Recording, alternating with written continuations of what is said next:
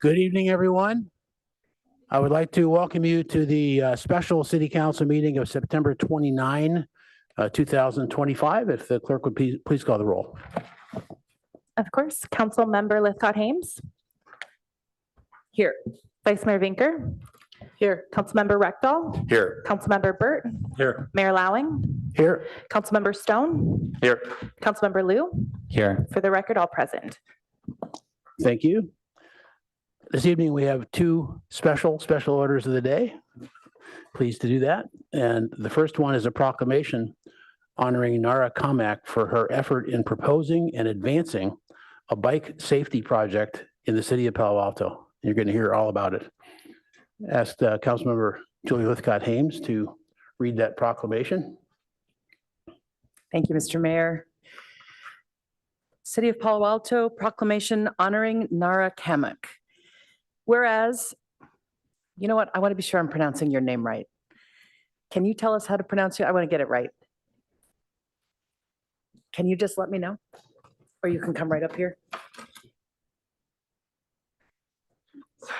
It's Nara Cammack. Nara Cammack. I think it's important when we're recognizing people that we get their name right, and I apologize that I did not ask you in advance. Proclamation honoring Nara Cammack. Whereas Nara Cammack, a June 2025 graduate of Gunn High School, has demonstrated exceptional leadership and community spirit through her vision and dedication in proposing and advancing a traffic garden bike safety park project in the city of Palo Alto. And whereas the bike safety park, approximately the size of 2 basketball courts, provides a safe, delineated track to teach bicycle safety and traffic rules, while particularly valuable for children learning to ride, it serves as a resource for residents of all ages. And whereas, as part of her community service initiative, Nara collaborated closely with city staff from transportation, community services, and public works departments, as well as representatives from Palo Alto Community Childcare, PAC.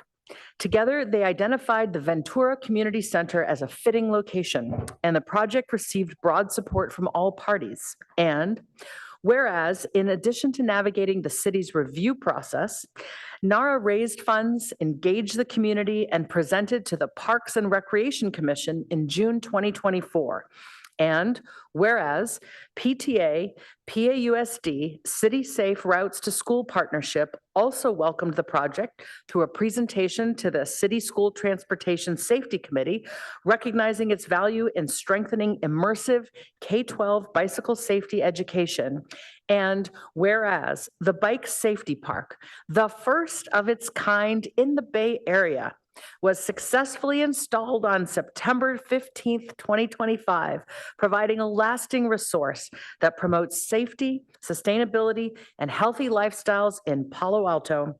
Now, therefore, Ed Lowing, Mayor of the City of Palo Alto, on behalf of the entire City Council, does hereby commend Nara Cammack for her outstanding initiative, perseverance, and commitment to her community. Her leadership serves as an inspiring example of civic engagement for Palo Alto's youth and residents alike. Congratulations.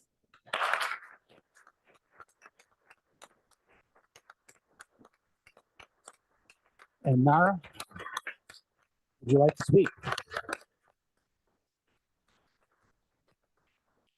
I'd have you say a few words and then come on up here as well. Yeah. Thank you so much for this recognition. It's an honor to be here and to have worked on this project. And I believe it'll be a great resource for the kids and the community. I also really appreciate everyone who made this project possible because I couldn't have done it without you all. Thank you so much. Thank you for that wonderful initiative. So please come up here and have photos with the council members.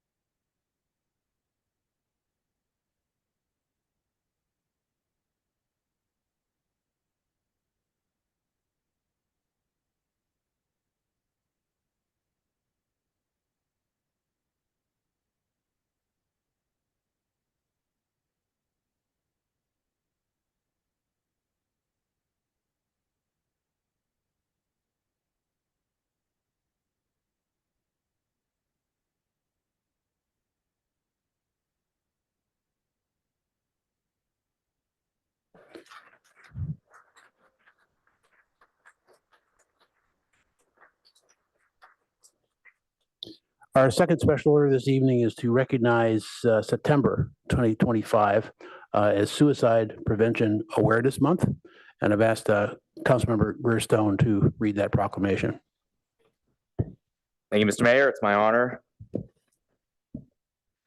Whereas recognizing Suicide Prevention Awareness Month honors the memory of those who have lost their lives to suicide and uplifts mental health as a topic that should be discussed openly and without fear of judgment or stigma, ensuring that everyone experiencing a mental health crisis can receive support. And whereas the Palo Alto City Council recognizes death by suicide as a public health problem and suicide prevention as a community responsibility. And whereas suicide prevention efforts should be developed and encouraged to the maximum extent possible. As of May 2023, every city in Santa Clara County has formally adopted a city suicide prevention policy, increasing collaborative efforts with the county's suicide prevention program, helping bring awareness to this important issue and saving lives. And whereas locally we have many resources, including Project Safety Net, a collaborative community network united by a common mission in fostering youth well-being in Palo Alto, which was established in 2009. Project Safety Net coalition partners are collectively dedicated to reducing the frequency of suicide attempts and the pain of survivors by promoting and providing mental health services, outreach and education, policy, advocacy, and program evaluation. And whereas the American Foundation for Suicide Prevention recognizes the entire month of September as National Suicide Prevention Month, and September 10th is recognized as World Suicide Prevention Day. Established in 2003 by the International Association for Suicide Prevention in conjunction with the World Health Organization. Now, therefore, Ed Lowing, Mayor of the City of Palo Alto, on behalf of the entire City Council, do hereby proclaim the month of September 2025 as Suicide Prevention Awareness Month. Thank you. Stephen Lee is going to accept the proclamation. You have some words. Good evening, Mayor Lowing, council members, and residents. Thank you so much for this important proclamation. For many years, our community has carried the heavy weight of losing young lives to suicide, a weight we feel every single day in our schools, in our neighborhoods, and in our families. And as leaders, I know it weighs on us in every meeting we're in and in every decision we make. Today is a good time for us to pause and to reflect on the grief we share as a community and how it can show up sometimes in ways that can be challenging. It's a chance for us to set aside the past, to give ourselves and each other a bit more grace, to recommit, to care for our youth and for one another, and to work more collaboratively, more decisively, and with greater urgency, especially on city and school district decisions, which we know can have a big impact. I'm here to receive this proclamation on behalf of so many. As they say, it truly takes a village, and so much of that village is here today. If they could stand up and just be recognized. And this village has done that work for so many years and for so many decades and continues to do that important work. Tonight, we honor those who laid that foundation over the past 2 decades. And as a new generation of leaders, we will carry that work forward with fresh energy and lived experience, partnering across generations to continue the work still ahead. This proclamation calls us to recognize the challenges we still face, to celebrate how far we've come, and to recommit to the work ahead. Because at the end of the day, life and this work is about carrying that weight together so that every young person in Palo Alto feels seen, supported, and knows that they are not alone. Thank you very much.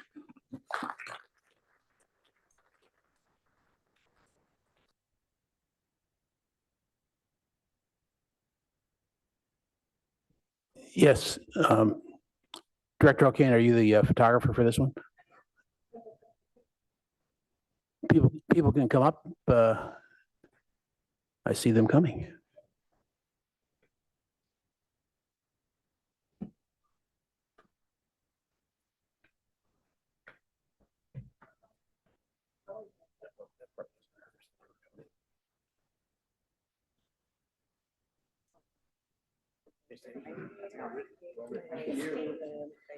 Stranger. I don't know how we're gonna work out this like photo order though. You do in the middle of it. Sure.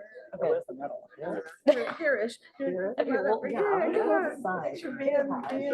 can have some folks come down so we can get everyone in the picture. Yeah. Thank you for your work. I'm gonna stand next to you. Okay. Okay. This is about right. Yep. Nice flowers. How are we doing? Photographer. This is my third meeting. Scooching, okay. Scoot. Well, I can see it from, that's funny. Sideways? Some sort of sideways, right? That works. That works good.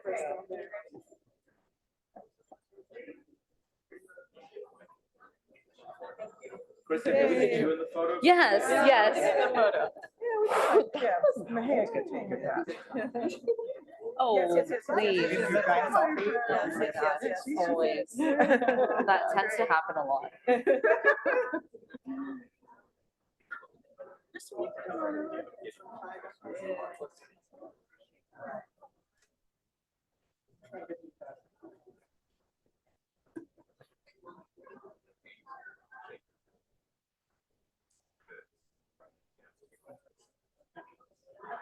Yay.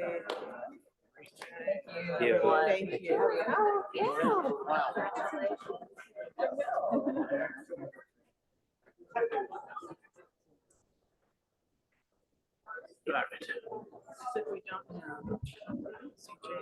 I don't know, but he's got half an hour. Well, you know Steve Croninger. Yeah. We might get him as, oh, I would be surprised we if also Steve have, Margaret. I wasn't expecting her. Maybe it was Ed. Yeah, I thought she might, but you'd think they would have told us. Yeah. One way or another. Okay, thank you very much. We're now moving on our agendas. City manager. Well, we're on agenda changes, additions, and deletions. There have been a number of modifications, but they are in the supplemental packet in red.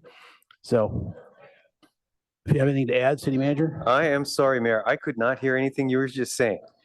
It's changes, additions, and deletions, which are in the packet in red. They're Okay. The new packet, so. Thank you. Yes, we do have one other change, which is on consent calendar item. Want to make sure I get this right. 5. This is the Encina item. We did have a noticing goof. So as a result, would like to pull that from your agenda. We will renotice and re-agendize that. So 5 is, To pull, yes. Remove from your agenda. okay. No others, then we'll just go to general public comment. This is for items that are not on the agenda, and let's see what the population is for tonight.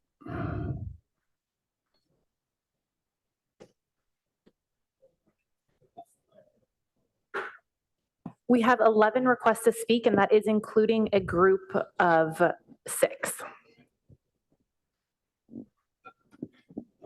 Okay, so the 6 and just the one group? Yes, just one group. So the first group of 6 can have 6 minutes and a little bit more if they have to, they need to. And then the rest will go with 3 minutes. Okay. So our first speaker is Deborah G.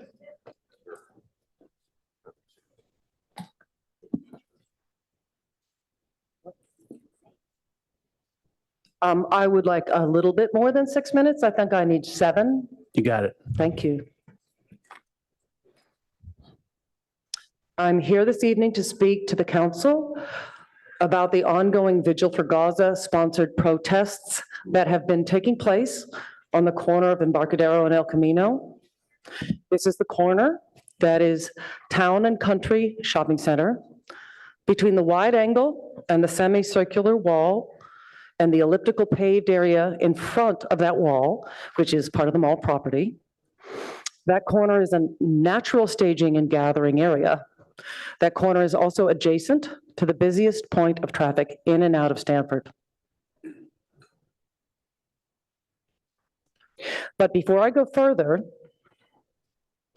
I want to share a story. When Councilmember Lithcott Hames was running for Congress, I had the good fortune to catch one of her radio interviews. In this interview, she shared a story that went something like this. When she was 15, one of her friends, who I think may have been her best friend, and who was white, suggested they play lynching. The friend then proceeded to put a noose around the neck of one of the Barbies. Possibly Ms. Hames will be able to give us more accurate account. I don't know if I have all the details straight on that, but you get the gist. And upon hearing her tell the story, I was stunned, absolutely stunned to my core, and I was just heaving sobs. And it's a profound trauma. And it's not that I was traumatized by hearing the story, but yes, this is what's called a trauma, what she experienced. Ms. Lithgott-Hames was so traumatized by that experience that she has only begun to be able to talk about the experience in the past couple of years. Everyone's life experience is different. I'm not in any way trying to diminish or compromise the significance of anyone else's trauma. But what the October 7th Hamas attack brought home to me is that my existence as a Jew living in the diaspora is dependent entirely on the security and continuity of the state of Israel. What I experience when confronted with Israel erasure imagery and Israel erasure statements or slogans is a profound, primal terror. Ms. Lithgott-Hames' experience is analogous to the experience that a lot of Jews have been going through for the past 2 years. In Palo Alto, because of the increasingly hostile and threatening tone of the Vigil for Gaza protests, this is now a weekly experience. The stress of this has left me heartsore and exhausted. We respect freedom of speech. People have the right and the need to express their opinions. But here in enlightened, educated Palo Alto, we should have the ability to express ourselves without trying to cause pain to other communities. You can express how you feel without chanting from the river to the sea, a chant used by Hezbollah, Saddam Hussein, and Osama bin Laden to call for the annihilation of Israel. But this is what we see on signs and hear in the amplified songs. You can express how you feel without screaming, "baby killer," which is what happened yesterday to a visibly Jewish woman who passed by the Vigil for Gaza protests. You can express how you feel without playing an amplified anti-Semitic rap song over and over again, which is what happens every week. You can express how you feel without giving the middle finger to an elderly woman driving by and threatening her with a throat-slashing gesture, which is what happened several weeks ago. You can also do it while respecting laws and ordinances, like not standing in the street and not obstructing egress on sidewalks and at crosswalks.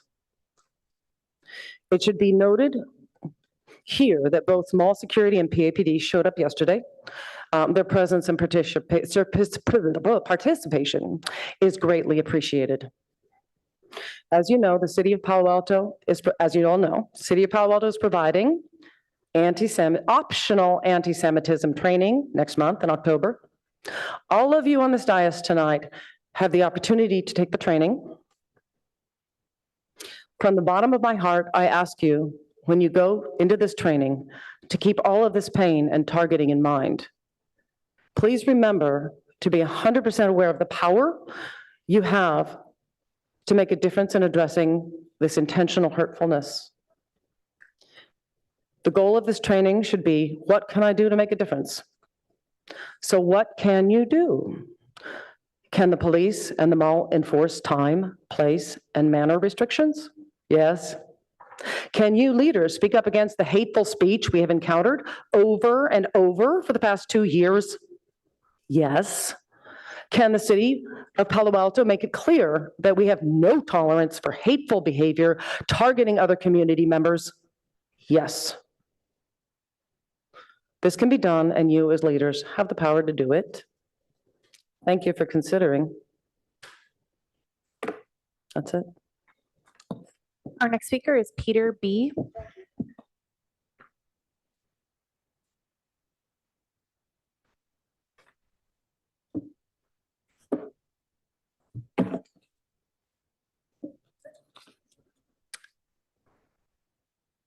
Hello, my name is Peter Barling. I reside at Lytton Gardens here in Palo Alto, and I've been here the last meeting that you had. And I started out with a cover slide it's me speaking truth to power. I believe I'm speaking the truth, and you are the power here. What I was talking about on my first visit was doing what's right versus doing what's wrong. And what's happening now on your watch. You're in power, it's your watch. And I've reported to you already what's happening at Lytton Gardens in terms of over 400 elderly and vulnerable people who were forced to sign a document releasing the property owner and the property management from any liability if some resident, we're all old in that facility, if some resident pulls the emergency alarm cord in their bathroom, no one responds, and what's going to happen to that elderly person? They're probably going to die, me included, because I live there. And my question to you is, have you given any thought as the power in Palo Alto to go to Lytton Gardens and demand that they get that emergency pull cord alarm system functioning 24/7 monitoring and a timely response before someone dies? What does it take to get someone to make a decision to change that where they don't monitor and they don't respond until the court? Did I just hear a comment that was breaking up my presentation? Already died. They already died, okay, sorry. But people are, I'm sure they probably have already died, but no one, the police department, the district attorney's office, I've spoken to them, and I've been speaking to them for like 9 months, and now I've spoken to you, it's 2 months ago, but still, and I've been testing it, the emergency alarm system in my bathroom, when I pull the cord and I wait, it's a very long wait because no one is monitoring and no one, not just, timely lately, but no one is responding. That's not right. That's not human in terms of dealing with the older population that lives there. So, next slide, please. I've come up with a criminal report that I gave to the police department, and the first line of the synopsis of that report is a lie. It says, the 83-year-old victim, they're talking about me, resides in a senior facility. It's not just me that resides there, it's over 400 elderly and vulnerable people, and no one's doing anything about it. 600. Well, the first sentence in the synopsis is blatant lie. There are over 400 victims who reside in Lytton Gardens in Palo Alto, not just me. They lie. I'd appreciate if you'd stop interfering wherever you are. They lie and they omit in the Palo Alto Police Department Your case time is number. up. Why do I keep getting interrupted here? This is my time, please. Unfortunately, your time is up. Pardon? Your time is up. My time's up. Our next speaker is Tamaya T. Thank you.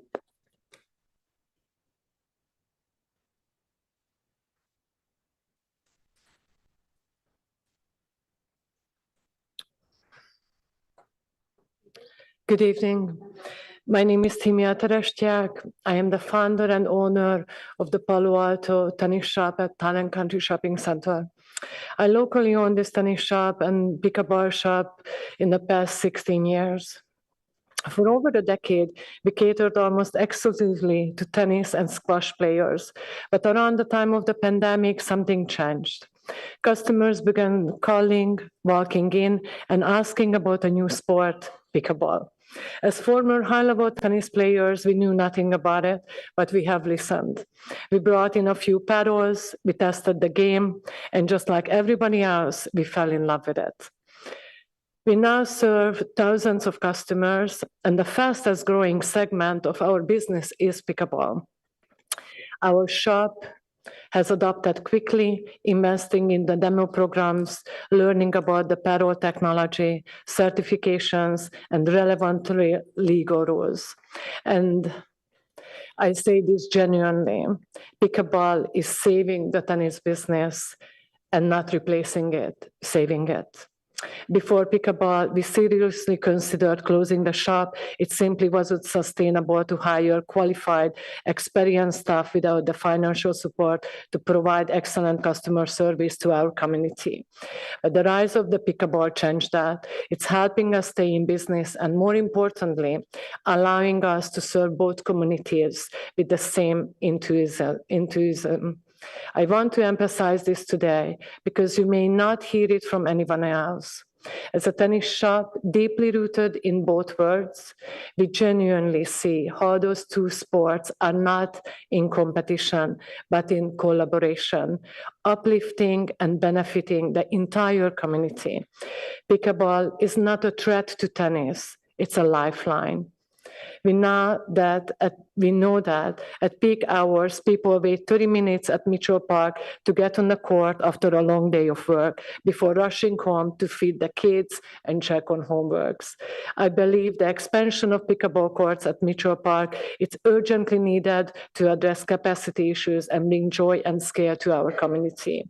The proposal to repurpose 2 underutilized tennis courts into 8 pickleball courts must go hand in hand with the finally putting lights on the courts at Cubberley, something the tennis community has asked for years. We must listen to both communities with equal respect and seriousness. Every club we cater and work with across the Bay Area is actively investing in pickleball by building new courts. This momentum will not stop. And I urge the City Council to treat this as a community opportunity, not a sport versus sport debate. The demand is real, it's Your time growing, is up. and it's now. Thank you very much for your time. Our next speaker is Pieter F. This year, the Department of Justice sentenced 3 people for acting as illegal agents of the Chinese government by stalking, threatening, harassing, surveilling, and intimidating a Chinese-American couple in an effort to force them to return to China. Last year, the DOJ filed charges against 2 foreigners who engaged in a murder-for-hire plot against an Iranian-American journalist, author, and human rights activist who publicizes the Iranian government's human rights abuses. Also last year, a former official in India's spy agency was charged with masterminding an assassination attempt on a Sikh American in retaliation for his criticism of the Indian government's treatment of religious minorities. These are examples of transnational repression, which human rights group Justice for All explains is a dangerous trend where foreign states exert pressure on diaspora communities to stifle criticism and control narratives. To combat this trend, the California State Legislature just passed SB 509, which will curb transnational repression in our state by training law enforcement how to document and respond to it. The bill, which was endorsed by the California Police Chiefs Association, will directly affect the Palo Alto Police Department when Governor Newsom signs it, especially considering the prominent local presence of groups which allegedly maintain ties to the Indian government. For instance, the HSS, which has dozens of cells throughout California, is, according to Justice for All, the international wing of the RSS, a paramilitary group which is the parent of India's ruling party. As the parent organization of the HSS, the RSS has a well-documented record of promoting anti-Muslim, anti-Christian, and caste-based bigotry and violence. The HSS itself has a well-documented record of approaching multiple local municipalities, including possibly the city of Palo Alto, to apparently solicit access to your political power. A frequent collaborator of the HSS, called the Hindu American Foundation, recently hosted a training session for Californian law enforcement in which they smeared Sikh activists as terrorists who should be surveilled. Notably, Palo Alto's police chief was invited to that session. Also notably, according to a recent claim filed with the DOJ, HAF appears to be acting as an agent of the Indian embassy and the ruling government of India.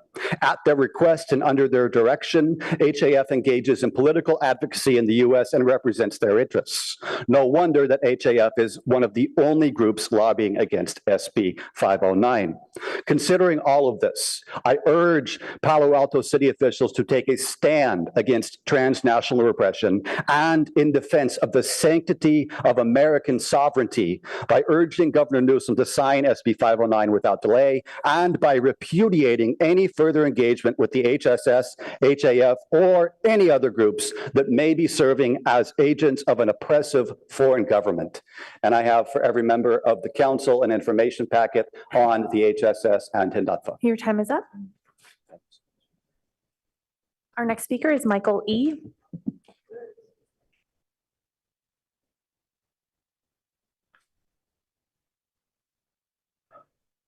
I may request 4 minutes instead of 3.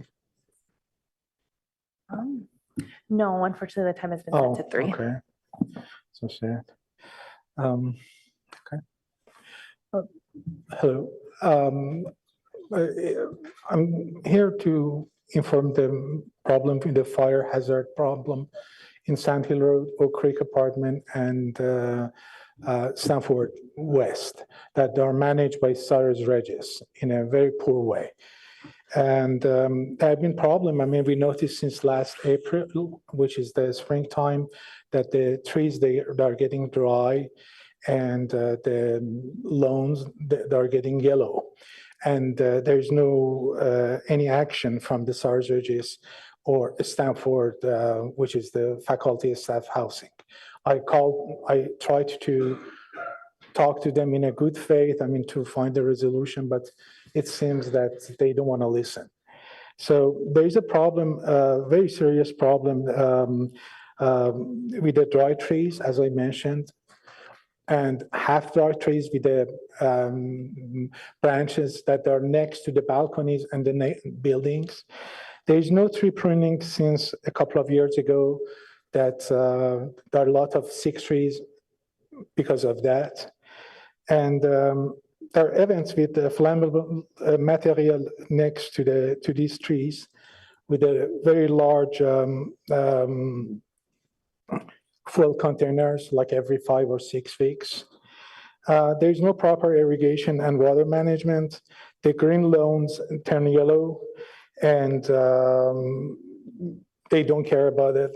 They don't care about, for example, those water sprinklers that are badly damaged. And besides all of those problems, there are no automatic sprinklers or any fire water risers in the buildings. And there's no fire alarm monitoring. A couple of years ago, the insurance company of Oak Creek informed Stanford University that they need to provide that service of fire alarm, that the fire alarm get connected directly to the fire department, and it increase the reaction of the firefighters. And unfortunately, Stanford University opted to not do that because it costs a lot of money, and they negotiated with the insurance. That shows how important is the life of the people. And there's also the environmental impact on we see less and less birds and squirrels, and that are very vital for the environment and for the ecology. So I would appreciate your attention. I sent an email, very long email with pictures today to the city council, to the mayor, and the city manager, and the fire department. Hopefully. Your time is up. Again, thank you very much. Our next speaker is Jeff G.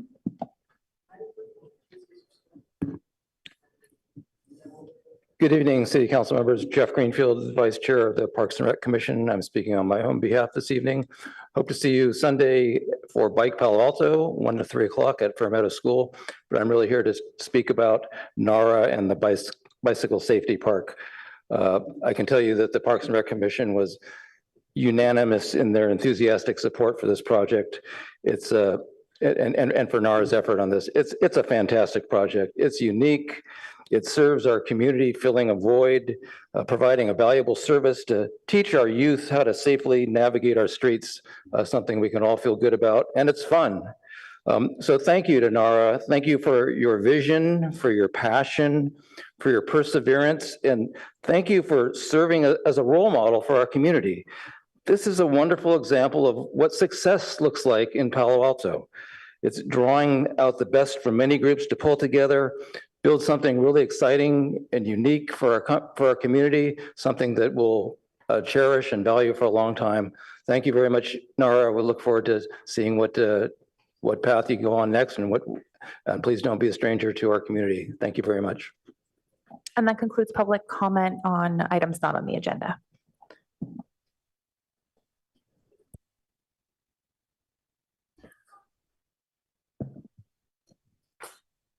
Okay, with that, we move to council members' questions, comments, and announcements.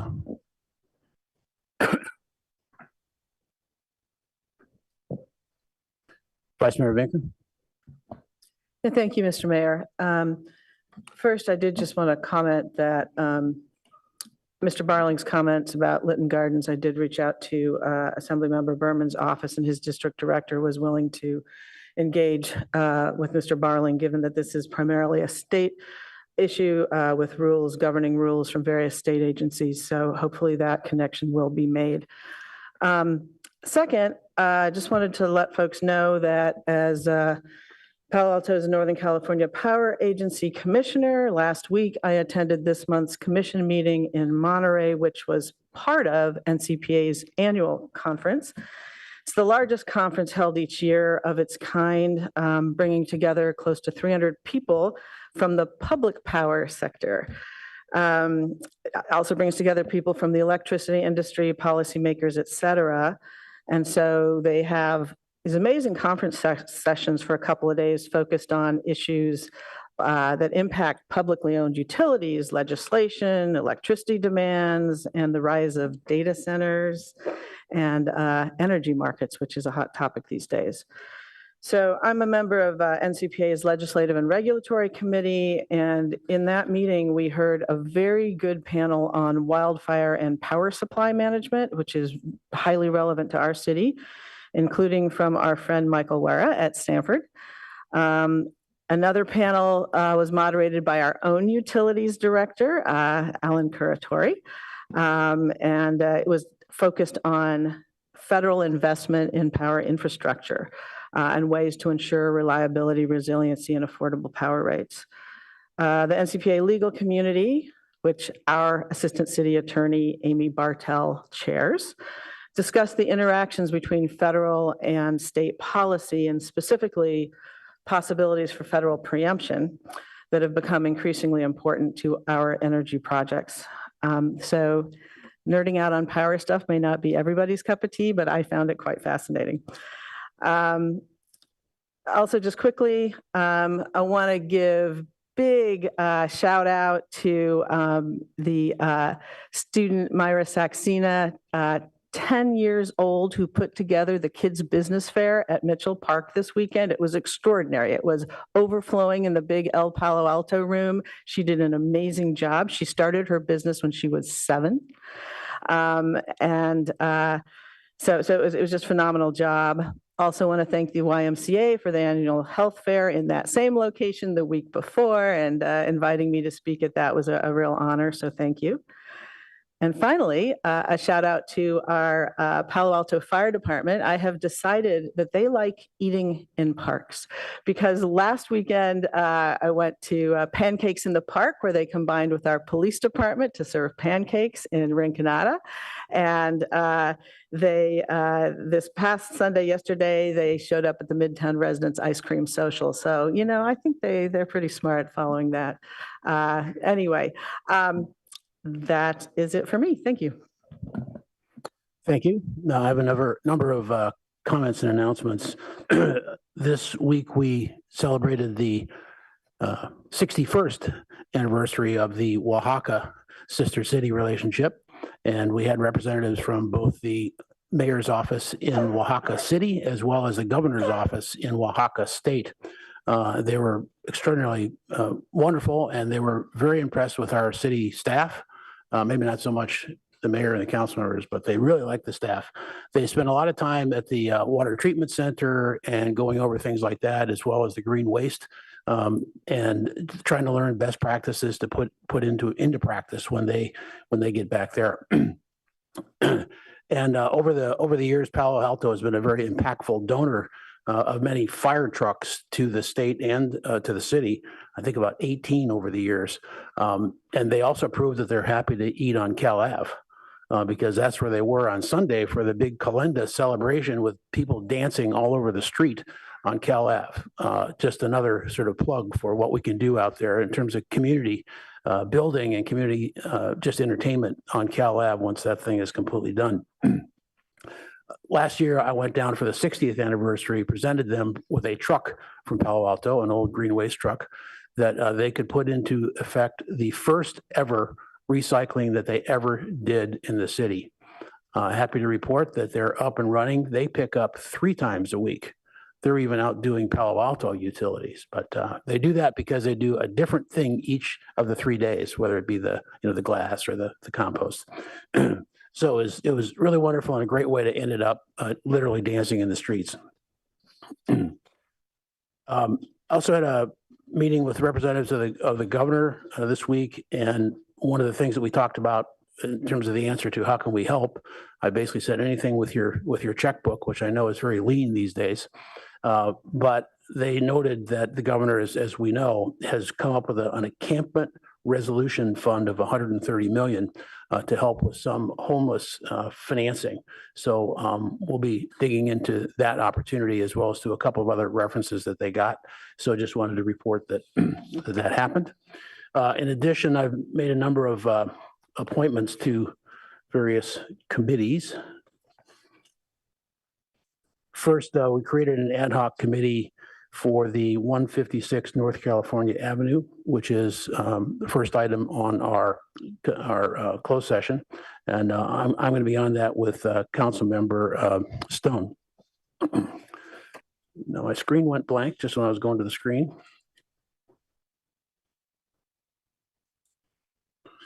For time reasons, I'll just come back to that. And the second thing I was going to announce is that Stanford has asked me to be a member of their new GUP plan. And so I'll be participating in that over the next year and a half or so. And so happy to do that. Palo Alto is really ground zero for whatever happens on the Stanford GUP. So we really want to be good neighbors, and we want them to be good neighbors as that all happens. So happy to participate in that. Councilmember Whitcott-Hames. Thank you, Mr. Mayor. Just a couple of things to announce. Back on the 17th of September, a few days after our last meeting, my team put on another Young Minds Celebrated, which is a pop-up youth entertainment opportunity, pop-up youth performance, where kids can just present a song, play an instrument, give a talk. We had kids ranging in age from 12 to 18, and just outside of 414 California Avenue on our closed-off street, co-sponsored by Project Safety Net, Youth Community Service, Alcove, Palo Alto Youth Council, Chamber of Commerce, and 414 California. So that was a success. Appreciate people who came out to watch. And then right after that, that same evening, was our final Cubberley Master Plan Community Meeting. And I don't have the exact numbers. I'm sure somebody on staff does, but it felt to me that we had about 125 people in the room, continuing to iterate on what a revised, revamped, new and improved, maybe old and improved Cubberley might look like. And now we continue the work of trying to sift and sort and synthesize and analyze what the community has told us we want, figure that out, figure out what that might cost, and then get really real about what we can afford. And so we're going to have a poll that's coming out into the community in the coming months to try to put that information squarely in front of the community and get some clearer sense of direction. And our ad hoc, which is Councilmember Rectal, Councilmember Burt, and myself, and I work regularly with city staff on this, and we know the community has a keen interest in this happening. It is happening. Before we know it, it will be November 2026, and we hope to have something really compelling on the ballot at that time. Thanks very much.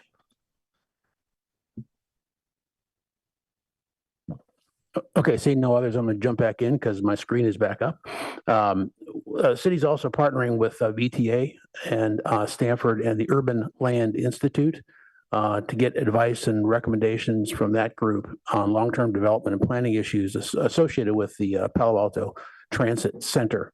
They're going to be making a finding of their presentation of their findings on Friday, October 24th, right here in City Hall.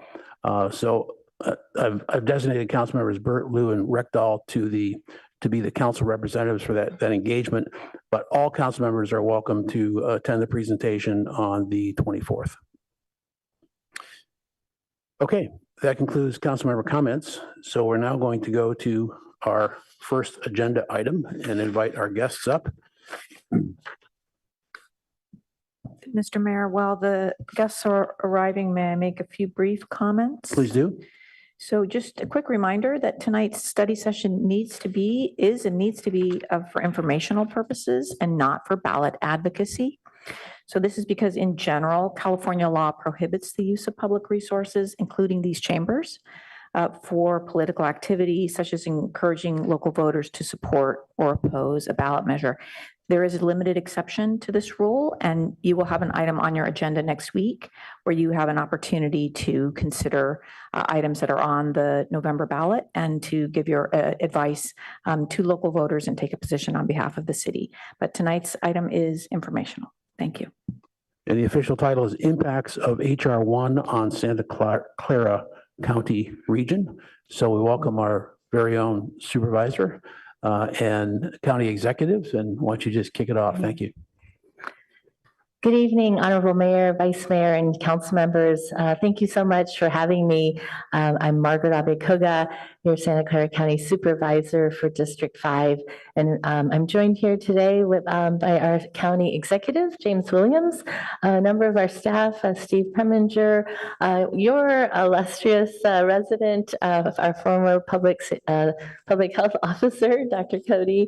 And so we're very pleased to be here. Thank you for allowing us time to share with you some of the work that the county does, and as mentioned, the effects of the federal government's actions and how that is affecting our local communities. As we all know, these are extremely challenging times with a lot of anxiety and uncertainty, whether it is due to the actions from the federal government, the general political climate in our country, or the state of our economy.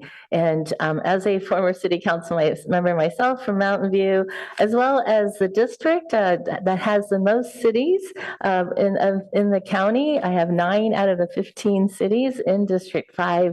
I very much appreciate and value the work that cities do and the partnership that's so important for the cities and the county to have. And so I appreciate again this opportunity to share with you. As you all know, the county is considered the social safety net service provider for Santa Clara County. And what that means is that we are here for everyone when they need us. We take care of the most vulnerable in our community, and we provide critical access to care and safety net services that help keep our community healthy, safe, and vibrant. We have a unique role and responsibility as a subdivision of the state in implementing legally mandated programs and providing access to care to people in need, again, regardless of their background, status, or ability to pay. And so the recent passage of HR 1 has cut a seismic tear into our social safety net and really poses a grave fiscal threat to our county of Santa Clara, as well as our Santa Clara Valley healthcare system. I've been around for 19 years in elected office, and even before my time, I think it's fair to say that this is the largest and most significant challenge the county has faced fiscally. And certainly these are very unusual times that call for unusual and extraordinary actions, and we have been doing our best as a county to take action as quickly as possible. HR 1, as you know, was signed on July 4th. Just 2 months ago. And in the wake of the signing of the bill, we as a county have been moving as quickly as possible to evaluate its impacts and to develop a response. So tonight you will hear some of the scope and magnitude of those challenges that we face and how the county is responding. My colleagues and I on the Board of Supervisors acted swiftly and unanimously in August in voting to place a 5/8 of a cent general sales tax measure on the ballot to address some of the needs that we will be seeing as a result of the many cuts that we will be seeing. I will say I did not take this decision lightly. I understand our current environment.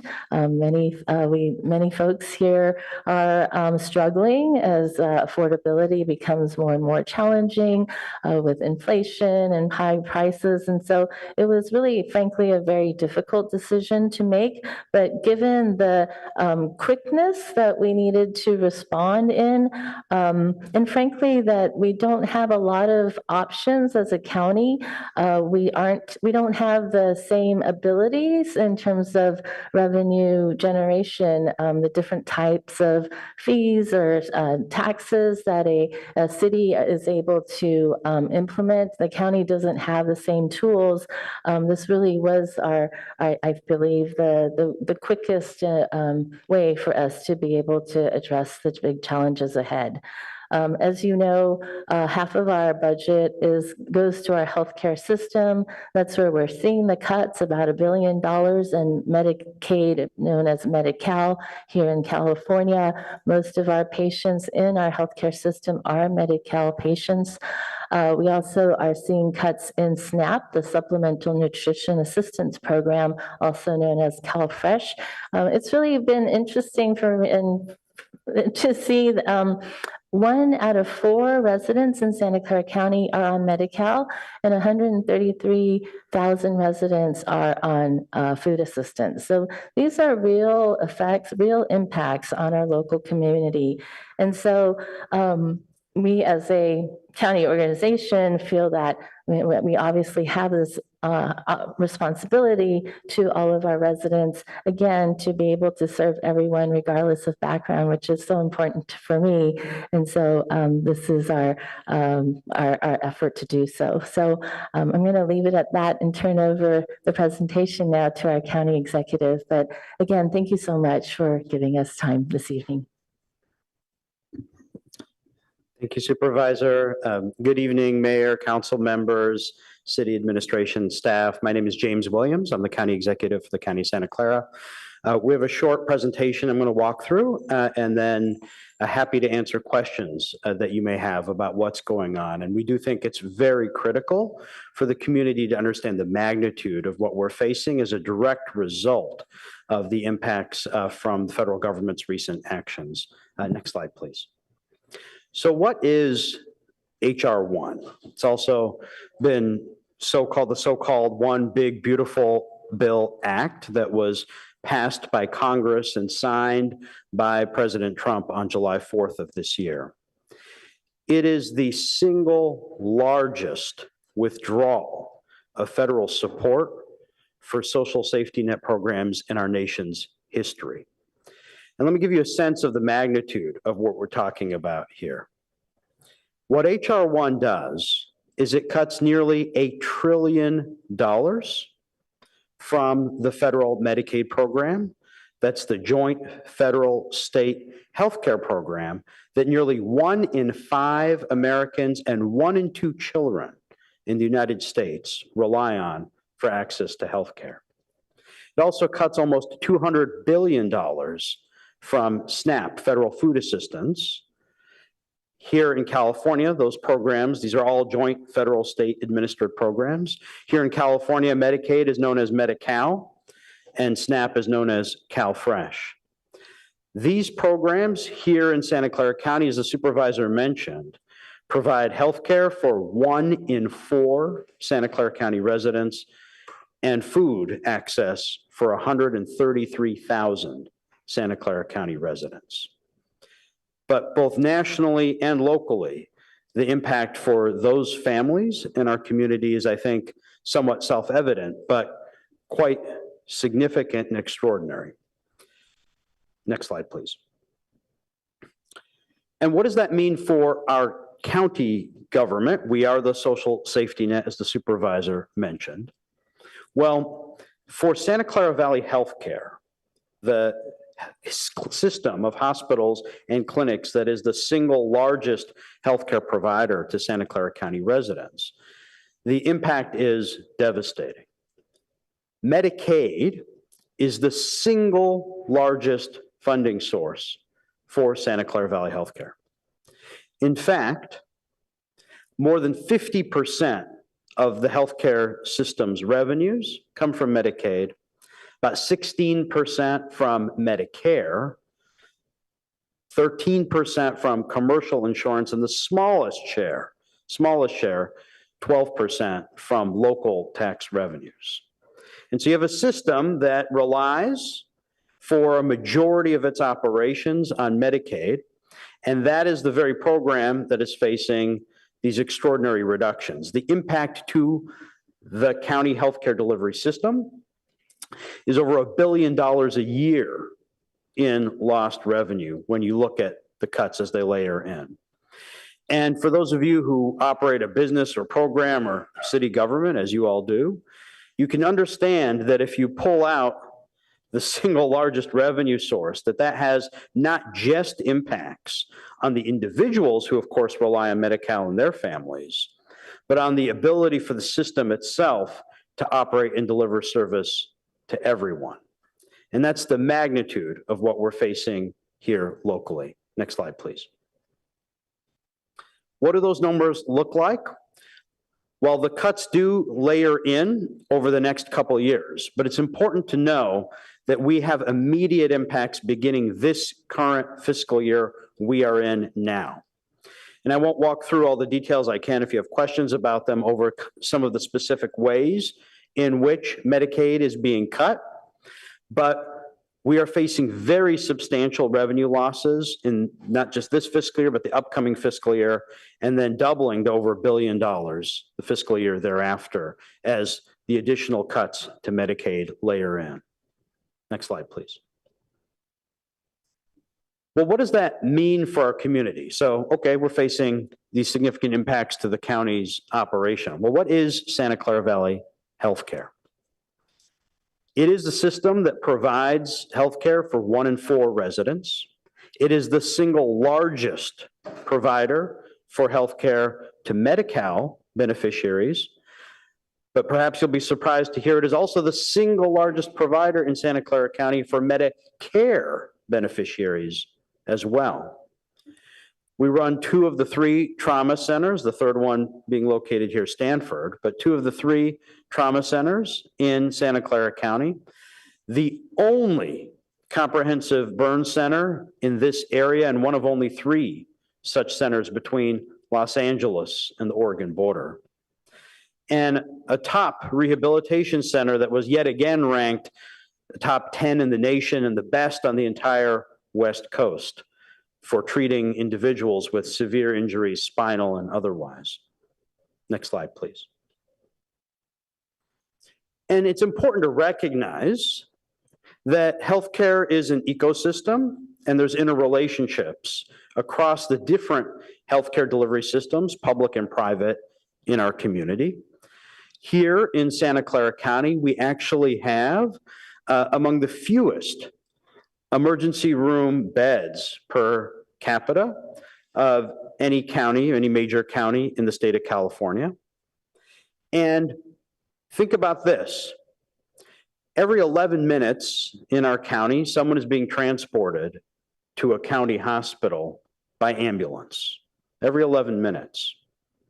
And so the impacts even to those parts of our county that have and are significantly served by other healthcare delivery systems are systemic when you look at access and availability across our entire area as a whole. I'll note, by the way, that our neighbor to the north is the one county that has even fewer ER beds than we do per capita, San Mateo.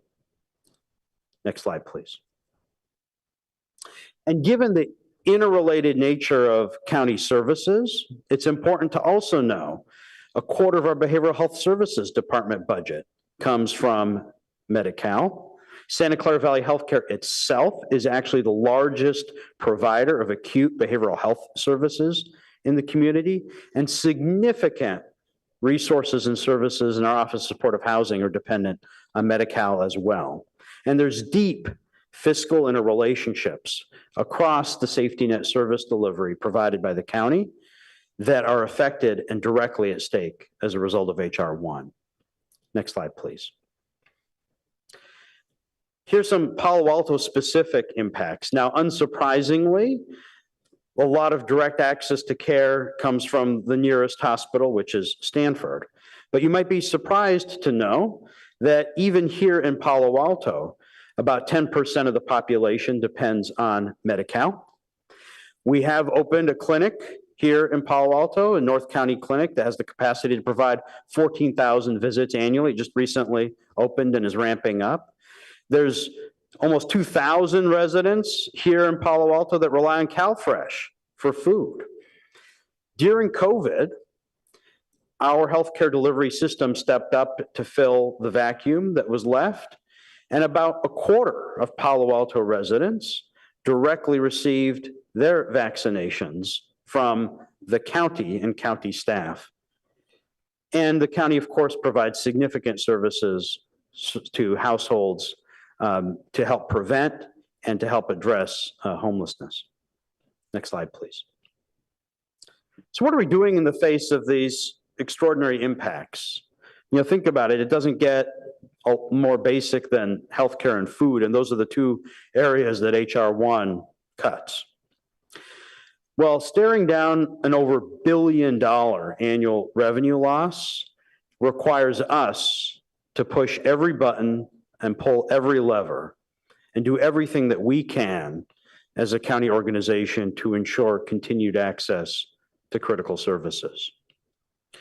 We have a three-pronged strategy and approach, and yes, it's going to take a piece of all of these strategies when we're looking at the magnitude of what we're facing. The biggest piece is we know we're going to have to make a number of very painful choices and decisions as a county organization. And that's regardless of Measure A, to be clear, because we're facing over $1 billion annual impact. We will have to restructure services, we will have to look at service lines, and we will have to have a balanced budget. We also believe it's important for the state to step in. Now, the state, as the mayor noted, the state's pocketbook isn't thick right now, but here's an important fact. Public hospitals only represent 6% of hospitals in California, 6%. But they provide and operate more than 50% of the trauma and burn centers in the state and train more than 50% of the doctors. In other words, those 6% of hospitals that are public, like our county system, literally form the backbone for healthcare delivery for all Californians. And so we do believe that even in the context of these reductions, and of course we recognize the state is in no position to backfill the magnitude of Medicaid cuts, that there's an important role for the state to play to help ensure preservation of public hospital systems. And we are pushing on the state to do exactly that. Next slide, please. But the third piece of the strategy is Measure A, that was placed on the ballot by unanimous vote of the Board of Supervisors. It's a temporary 5-year, 5/8 cent sales tax that would generate about $330 million. Now, $330 million is obviously not over $1 billion, but it's an important and critical piece of the overall strategy. As the supervisor noted, unlike cities, counties have very limited taxing authority. We can only levy taxes as specifically authorized by the legislature. And so there's no magic to why a sales tax or why 5/8 cent. It is literally the only legally viable mechanism that we have to generate any meaningful revenue. We have a few other things we could do legally, but they would only apply in unincorporated county and therefore not raise any meaningful revenue. It is important to know this question has come up in other cities, that this legislation that allows us to put this measure on the ballot does not affect the local cap, and so doesn't have any effect on cities' legal abilities. Next slide, please. So we have tried to put together a strategy that's it's gonna take a lot. It's gonna take our whole community coming together. But we are not content to let the president and Congress dictate to us what we will be able to provide our community. These are essential, critical services that are literally about life and death, and ensuring access for our community to things like our burn center rehabilitation center, but also more generally, a healthcare delivery system that actually provides access to healthcare to Santa Clara County residents, we believe is essential. Collectively as a community, for decades, we have invested in having this public healthcare delivery system. It is one of the things that makes Santa Clara County a special place to live and to work. We do not want to squander that investment. We want to ensure that Santa Clara Valley Healthcare and the rest of the public healthcare delivery system that we have built here, that's such a nationally leading system of excellence and of service, is something that will continue to be here for our residents. Measure A is a piece of that, but as you can see, there's much else to do as well. But it is critical for everyone in our community to understand and recognize the magnitude of what we're facing and what has come our way as a direct result of decisions that have been made by Congress and by the president to choose to cut healthcare and food assistance for Americans and the impact that that has right here in Santa Clara County. So with that, I'm very happy to answer whatever questions you may have. Thank you. Okay. Do council members have any questions? Councilor Lithgow Ames. Thank you, Mr. Mayor. County Manager Williams, Supervisor Abe Koga, Dr. Sarah Cody, others who are here, just thank you. Thank you for your leadership in this time. Thank you for your swift action in response to the July 4th bill. My father was Assistant Surgeon General of the United States under President Jimmy Carter and head of the Public Service Administration, head of public health for the United States. So I grew up in a household that valued, that really saw it as an imperative that the government look after people. And so I watch what you're up to and see the tides you're swimming against, and just want to commend you for your leadership. My voice is shaking right now. I've got a little emotion going on, and I think it's just gratitude in the face of some odds that feel quite overwhelming. So I'll conclude as I began. Thank you. Thank you for your leadership. We are fortunate to be a city in the county of Santa Clara. Thank you so much for those comments. And it's an incredible team that we have working as hard as they possibly can to try to keep everything that we have, that we're blessed to have here. Thank you. Councilman Recto. Yeah, I want to echo, thank you very much for all the hard work. I mean, this is really bad. It's impacting the most vulnerable of our population, and that's really unfortunate. So you have a really hard problem. You don't have a lot of good options. You can choose to increase costs. You can choose to reduce service and have people not come in appointments. You can choose to hopefully cut costs by having nurse practitioners instead of doctors and other sorts. So of those options, how do you think you're going to split up your solution? We're going to need to do a little bit of everything. So when I laid out our kind of three-pronged strategy, we believe that we are going to need the state to step in and make sure that public hospitals are appropriately accounted for in the Medi-Cal program going forward. We are asking for community support. That's measure A. But the largest piece of this is a whole set of initiatives that the health system is already undertaking to look at how we deal with things both on the revenue side, but also the cost side in our operations. I'll give you a few concrete examples. I brought forward a recommendation that was adopted by the Board of Supervisors, a difficult recommendation, but an important one, to restructure how Medi-Cal managed care operates in our community. This was back in May. That's work that's in progress that will help maximize the most efficient use of each Medi-Cal dollar for the actual delivery of healthcare. That's a revenue-related and structural strategy that has the promise to really help drive more resources into the system. I'll give you another example. We're looking at service lines and productivity across service lines, but also staffing and staffing levels. We have had to, in the last couple of years, make some significant changes in the health system and how it operates. In the wake of the pandemic, our system, like all healthcare systems across the United States, has faced really extraordinary inflationary pressures, both on the labor side, but also services and supplies side. By the way, things like pharmaceutical tariffs don't make that any better. And in the wake of those very significant cost increases coming out of the pandemic, we've had to take some significant actions to look at how we're delivering services to help keep costs within existing revenues. That was work that had begun even before this. We have to double down on those efforts. That includes things like looking at the revenue cycle, but it also includes how we're delivering the care that we're delivering, where we're delivering that care. Part of the acquisition of Regional Medical Center, of course, the foremost concern was, what does access mean and what does that access look like? But part of it was also in looking at where are we delivering care and how are we delivering care in different service lines in a way that's most cost effective for us and that's cognizant of the facilities that are needed as well, because healthcare facilities are extraordinarily expensive to build and operate too. So we have a litany of initiatives, both revenue initiatives as well as cost-related initiatives.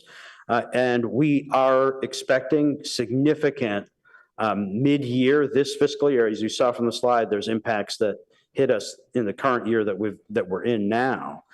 Mid-year initiatives related to staffing and structuring in the health system, regardless of what happens, even with Measure A. So as you're considering these cost cutting, are you able to quantify the impact on the patient health? We always try to do that to the extent that we can. One of the challenges that we're facing, I've gotten the question in other forms, why do we operate so many facilities? Our hospitals are busy.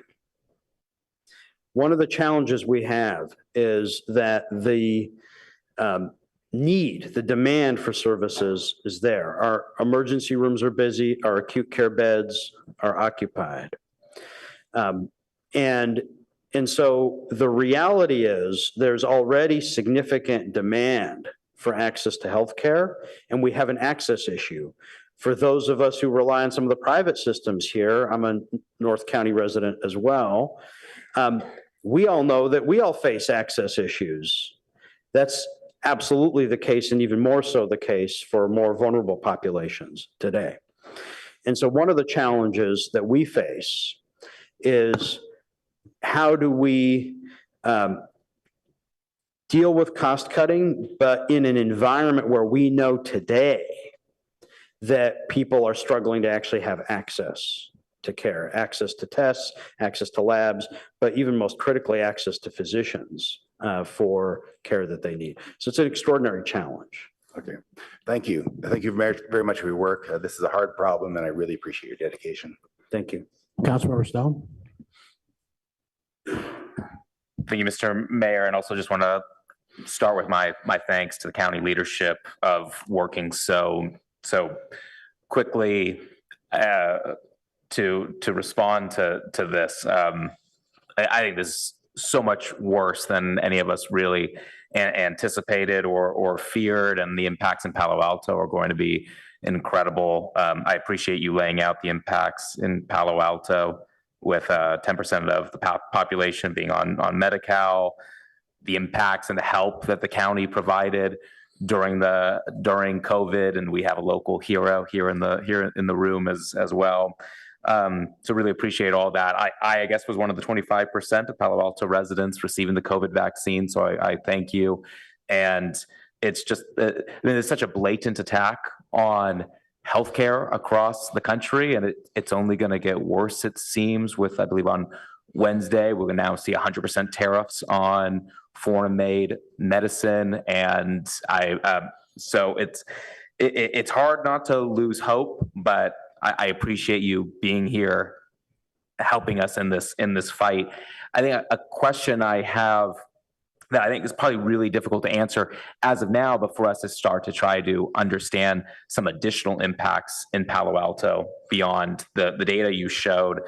I know we have a lot of services that are programmed through the county where we're receiving county funds to be able to operate. So I'm concerned about things like Alcove for mental health services, our upcoming Project Home Key for transitional housing, Opportunity Center, a lot of great services. Have you had those internal conversations yet about what we should expect there? We have not. We're beginning our budget process for the upcoming fiscal year, and it's a process, and it's going to be a very difficult one. It is worth noting that our Behavioral Health Services Department is one of the departments that relies significantly on Medi-Cal revenue. About a quarter of its budget is Medi-Cal, so it's a smaller percentage than the health system, which is over 50%, but 25% is still a lot. And we're facing challenges on the other significant revenue streams for behavioral health. So the other two major revenue streams that fund behavioral health services in our community are the Mental Health Services Act, which the governor has changed up, and the share going to counties has been reduced, and the 2011 realignment funds. And those funds, which are based on a statewide formula, are not keeping up with costs either. And so all three critical funding sources for behavioral health are facing major financial pressure, and that's a concern as well. So we don't have good news on kind of any front there. I should top that off by saying, property tax roll growth, we're very dependent on property tax. That is our predominant source of local revenue. Roll growth is the lowest that it has been in over a decade too. So what we're witnessing is everything kind of hitting at the same time. Obviously the HR1 impacts are just absolutely devastating, but it's not like we can turn to one of these other places and we're seeing, positive revenue news. In fact, we're seeing negative news on all those fronts. What I will say is, we are committed to try to do everything that we can, but we have to be honest and candid that we're facing extraordinary pressures and that there will be impacts on services. There's no way around that. But we are committed to doing everything we possibly can to preserve these essential services. We recognize that county services in particular are disproportionately services that go to folks who have no alternatives, none at all. And they are going to families that are getting these impacts from every which way too. As you can imagine, for instance, when you're talking about CalFresh and Medi-Cal, you're talking about many of the exact same families, right, who are facing withdrawal of both access to healthcare and food at the same time.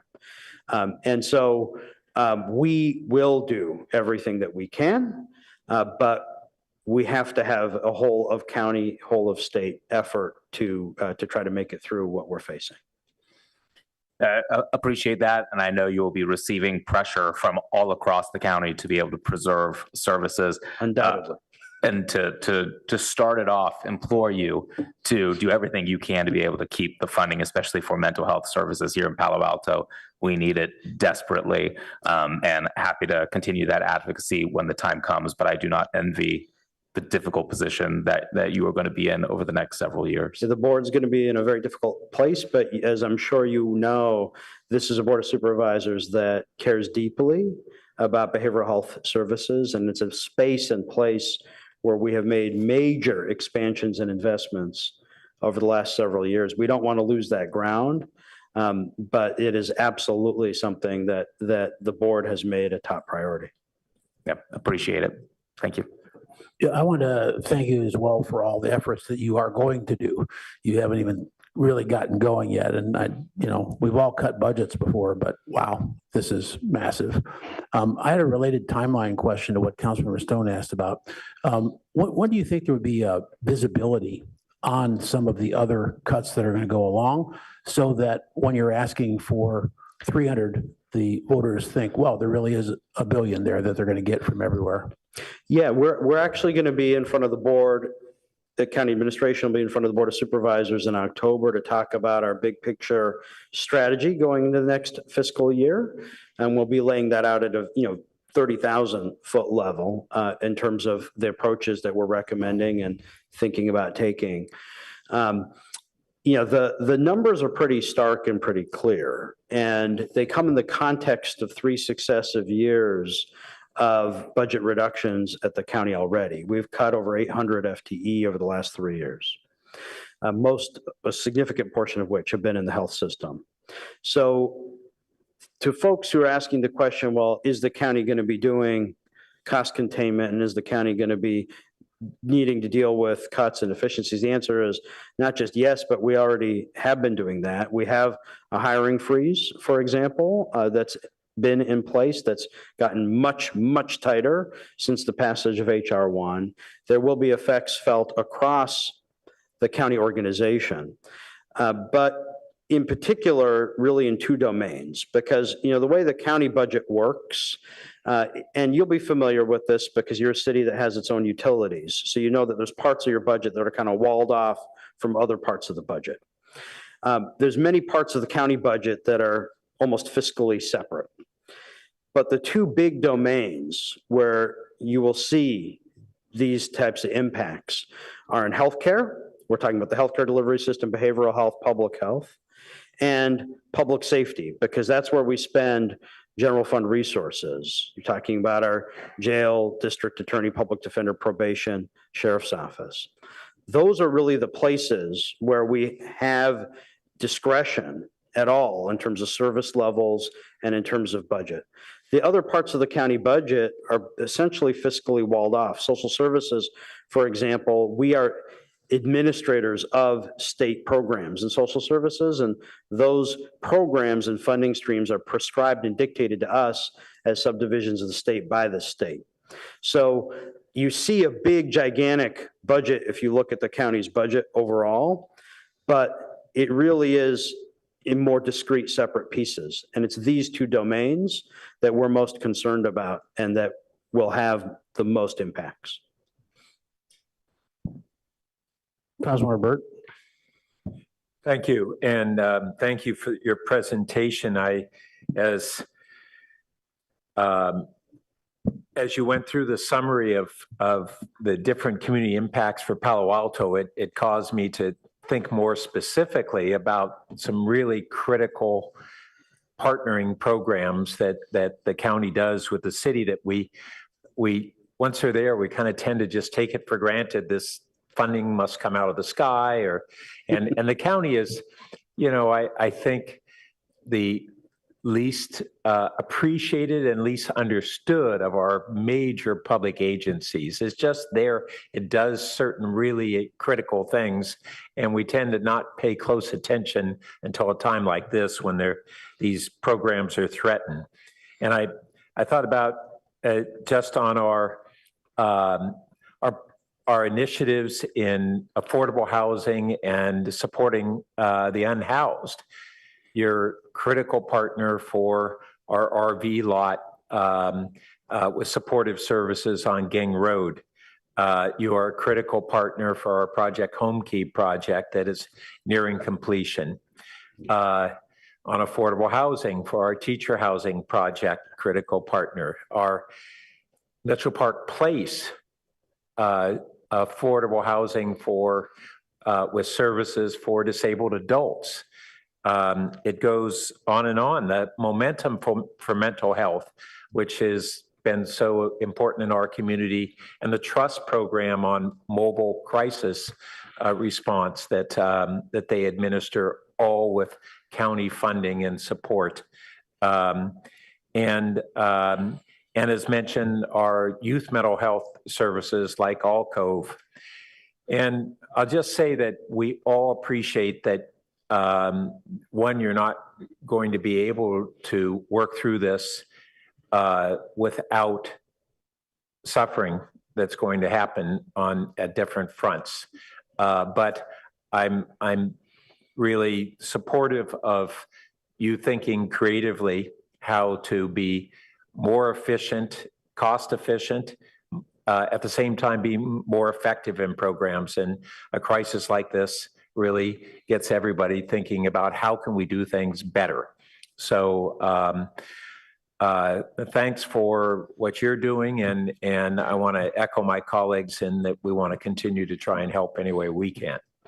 Thank you for those comments. I'll just say one specific thing in response. You know, we do try to think structurally, and we do try to take, one of the messages I give our department heads all the time is to try to make the best that we can of a difficult situation. This is a huge crisis for our organization, but more importantly for the community that we serve. And we can never lose sight of that. And our message with the leadership of the board, but our message across our county organization is that we have to center the clients that we serve, the community that we serve. And that does mean figuring out the best, most efficient ways to deliver these very complicated, challenging services, sometimes to people with absolutely extraordinary needs. That is the work that we are trying to do, and we have to move fast in trying to do that. So that's our commitment. That being said, the magnitude of what we're facing is really just so significant that it will have impacts, and that's why we're pushing every lever we can. Vice Mayor Baker. Thank you. And Mr. Williams, Supervisor Abikoga, Dr. Cody, Mr. Preminger, thank you all for being here tonight and taking the time to get us up to speed in a deeper way. And I add my thanks to that of my colleagues for acting so quickly in the wake of what came out of Washington. In 2019, I believe it was, I was working for a nonprofit out of Washington, D.C., and they did policy resolution by picking intractable issues and bringing all the stakeholders around a table, and over the course of months or years, figuring out if they could come to some kind of recommendation. And they gave me the easy task of leading up the California health reform table. And I learned so much. We had providers, doctors, nurses, we had insurers, we had quite a number of consumer representatives, and we had academics from Stanford, Berkeley, UCLA. And what I learned is this is a very difficult problem, and even people who are experts often only understand one part of the problem. So it's a long way of saying I respect and appreciate what you do every day, all of you, to provide this really important service to all of us. And it was interesting because that table of experts was trying to figure out what to grapple with. It was in the wake of, single payer had kind of become a non-starter under that the federal administration. And, they were looking at quality and access and equity, but settled on affordability, because that was the thing that was kind of the gating item. And that was the thing that people could get together on, because whether you were a provider hospital or whether you were a consumer advocate, you wanted the care to be affordable so people could take advantage of it and be healthier. So we worked for a very long time, came up with a recommendation. COVID hit, so it became a 2-year bill, but Dr. Wood in the Assembly picked it up. It got through, and Governor Newsom signed the act that created California's Office of Healthcare Affordability. And I was very, very proud of that because we saw healthcare costs rising much faster than working family income. But that's just one side of the equation. You are dealing with the other side of the equation, and they just pulled the rug out from under you in many ways. So, watching how important that is to give people access, it's just been an amazing thing. But I did want to ask you, your presentation was tremendously helpful in helping us understand the county hospitals. But for other providers, especially up here in North County, Stanford Hospital, El Camino Hospital, PAMF, which is now Sutter, what impacts are there on them? Because surely there must be some, and that's part of the whole landscape against which you're trying to provide services. Yeah, absolutely. So there's a few categories of important impacts. We are disproportionately affected as a public hospital system because we serve such a large share of Medi-Cal beneficiaries. And so some of the specific cuts in HR 1, and actually this is one of the ways in which the bill changed from the House of Representatives to the Senate. And much to my personal surprise, it got much worse in the Senate than the bill that was originally passed in the House of Representatives.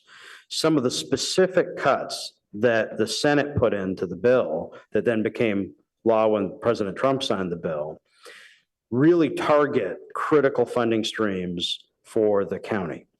So these are sets of payments that go to what are called disproportionate hospitals that serve a disproportionate share of Medicaid, nationally Medicaid recipients here in California, Medi-Cal recipients, like our county system.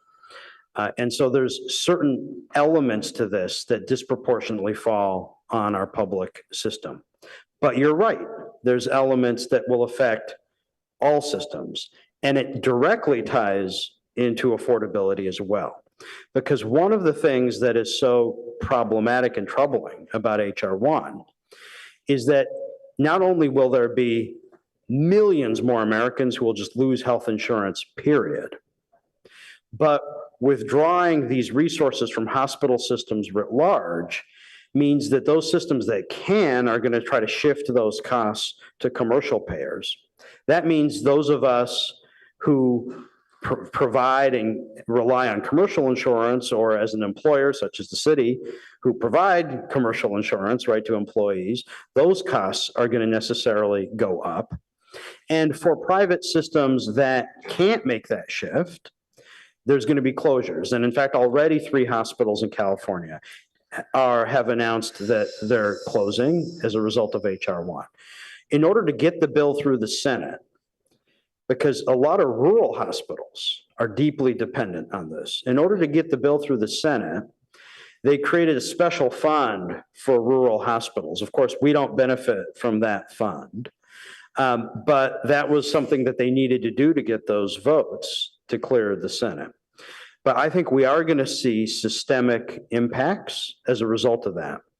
For the systems here in this part of our county, that very office you mentioned at the state level has its list of, top 10 most expensive systems. Well, 7 of those 10 literally surround the county hospitals. And it points to a very deep challenge we have here in the macroeconomic healthcare environment locally around affordability, which of course is correlated with access. And that's one of the reasons why, for example, your county system is now the largest provider of Medicare services, not just Medi-Cal, Medicare services in this entire community. And that percentage and share has been growing year over year for the last several years, and it's directly related to those issues. So these are very complicated challenges. We were facing an extraordinary set of complicated challenges and everything from staffing and access and specialty services, et cetera. But what HR 1 has done is it really undercuts the efforts of the last decade to actually provide expanded access to care, to reduce the number of folks who are uninsured, to help provide care in a way that's more cost effective by actually treating chronic conditions instead of having people just show up in emergency rooms and not get the longer term cost effective care that really helps bend the cost curve for healthcare. And those changes are systemic impacts that will affect all of the systems, and here in Santa Clara County specifically because of the outsized role that Santa Clara Valley Healthcare plays in the broader healthcare ecosystem locally.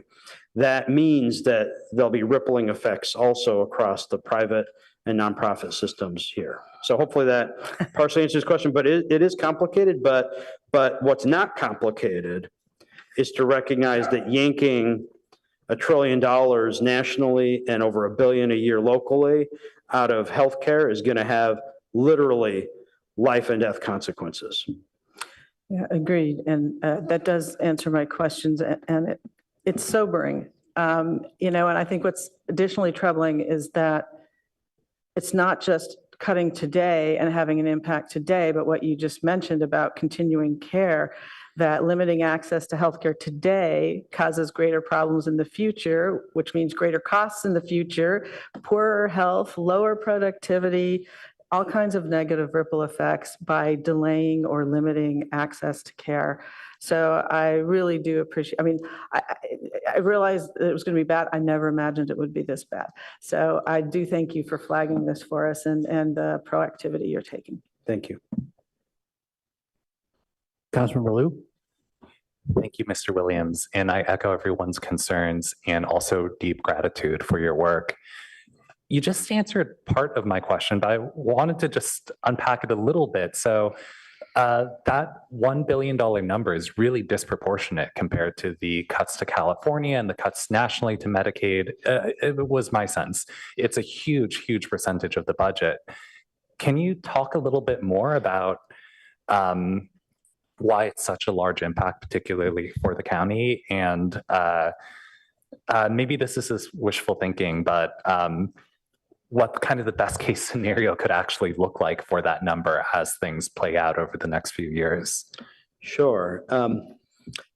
First, I would just say it's actually not as disproportionate as it might seem if you actually look at the county population relative to the nation and the fact that healthcare costs are higher in California and higher in the Bay Area than other parts of the country. So it's actually almost roughly proportionate in that sense to the $1 trillion national impact. But one of the things that is disproportionate is what I was talking about in terms of the funding streams that go to disproportionate share hospitals. And that's not just the county system. There's other hospital systems across the country in that place. But here in our community, it is the county system that is a disproportionate share system that serves a high percentage of Medi-Cal beneficiaries. And one of the things that the bill did when it moved to the Senate side is it immediately capped those payments and then ratchets them down and to the point where they'll be cut by 50% as implemented over the next few fiscal years. The cap hit us at a very bad time. So we just acquired Regional Medical Center. Right. And there's a whole variety of these programs.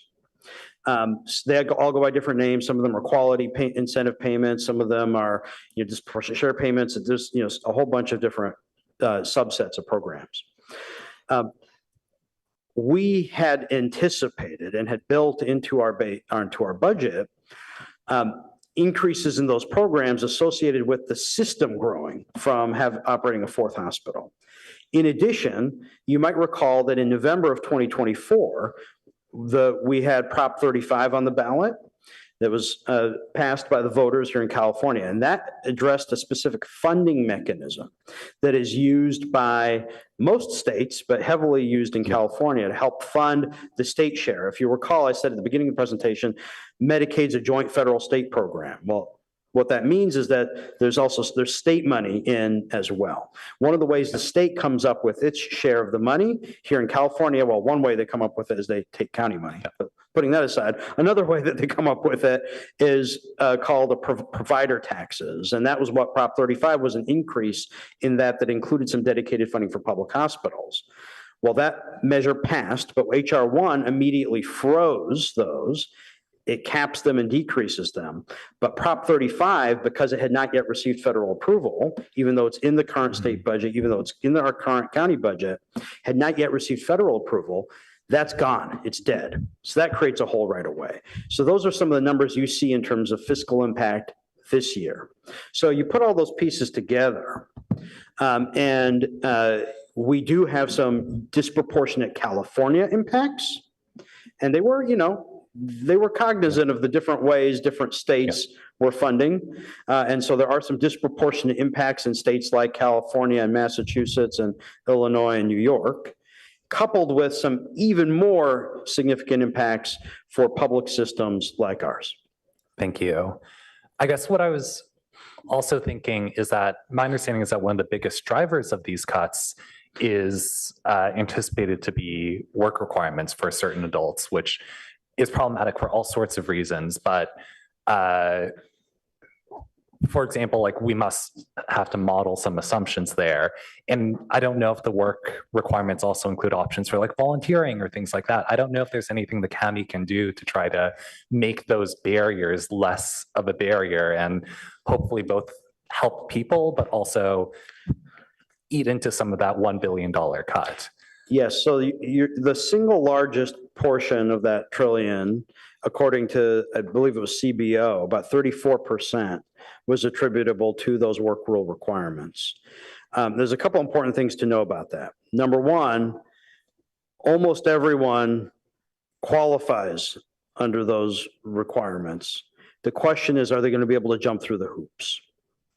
And what we know from the couple states that piloted unsuccessfully those requirements is that in the absence of automated eligibility verification, in other words, in the absence of sophisticated integration of employment information with the beneficiary, Medi-Cal in California's case, but the Medicaid system, that between 70 and over 80% of individuals who could not be auto-verified lost coverage. Huge percentage. Congress, in its wisdom, only appropriated $200 million nationally for states to implement these data systems. And these are state systems. Even though counties administer the Medi-Cal program, these are state data systems that we have to utilize through our social services agency. Yeah. But to get to your point about what can we do locally, we will do everything we can. But it's important to recognize that these are state data systems. This is part of our strategy in pushing the state to try to do what it can. But we should also recognize in the House, they gave states till 2029. In the Senate, they moved the date up to December of 2026. Yeah. So, they have deliberately set up a system without the funding and without the time to actually have thoughtful implementation, which will mean millions more Americans kicked off of coverage, even where they are fully eligible. Thank you for breaking that down. I wish and hope we can continue conversations about ways that the city may be able to help or address some of these details that could help the county. Thank you. Absolutely. Thanks very much for coming tonight, giving us the overview and the stuff that you have to try to attack to make this make your budget work under these circumstances. It's quite an effort. So thanks from all of us. Thank you all very much. Thank you for the opportunity to present. Thank you to city staff as well. Appreciate it. All right. Thanks.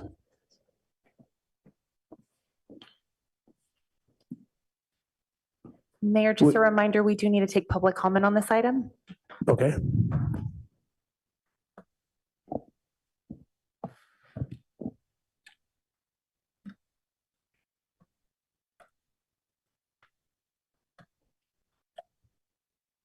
Our first speaker, or Mayor, we have 6 requests to speak. Are we going with 3 minutes? No, we need to go to 2. Our first speaker is Dean W.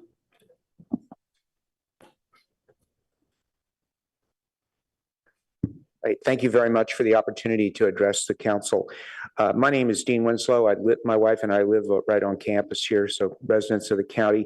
I'm a professor of medicine and pediatrics at Stanford University, a full-time clinician caring for both adults and children.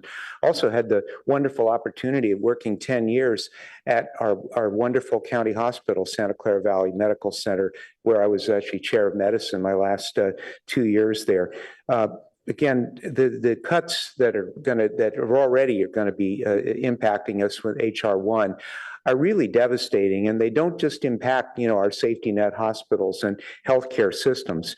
And one thing we forget, and briefly was mentioned by our county executive, is that Santa Clara Valley Medical Center is not only a safety net hospital, but it's also a center of excellence. The burn center, if you're burned and go to the ER at Stanford, or you've got a spinal cord injury, you actually get transferred to Santa Clara Valley for the expert rehab that takes place there.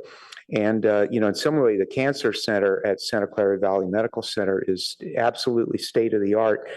One of the things I think that people forget is that throwing people off of Medicaid or Medi-Cal, as we call it in California, doesn't just affect poor people, and it actually affects all of us. We are all integrated. I was actually on sabbatical the last year at University of Oxford. I got back about 3.5 weeks ago, immediately picked up a team attending on our adult medicine service on the wards.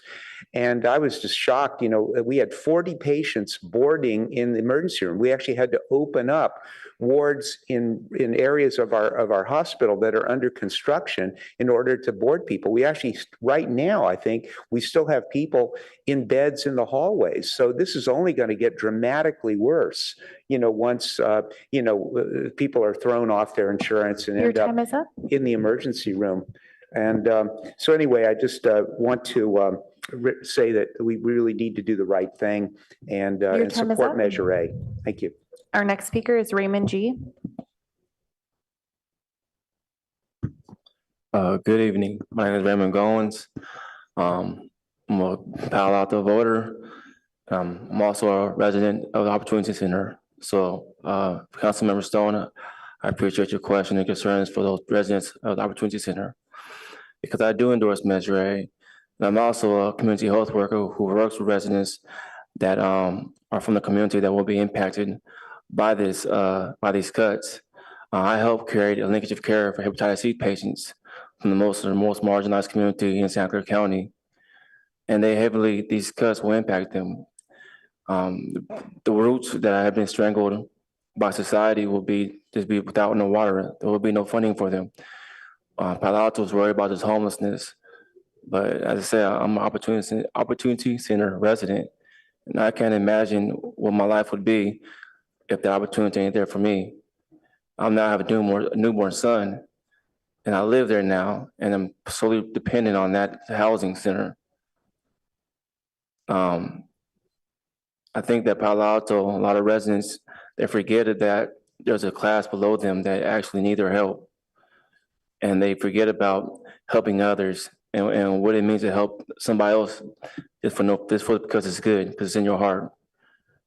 I appreciate Mr. Williams for his education on this issue, because he has taught me a lot about what they're trying to do to help my community. I ask that each and every one of you vote yes on Measure A in your individual capacity, but I also ask the city of Palo Alto to endorse Measure A and get behind Santa Clara County and show them that knowing the 1% does stand behind the community. I appreciate you for your time, and I hope you guys will endorse it. Thank you. Our next speaker is Sarah C.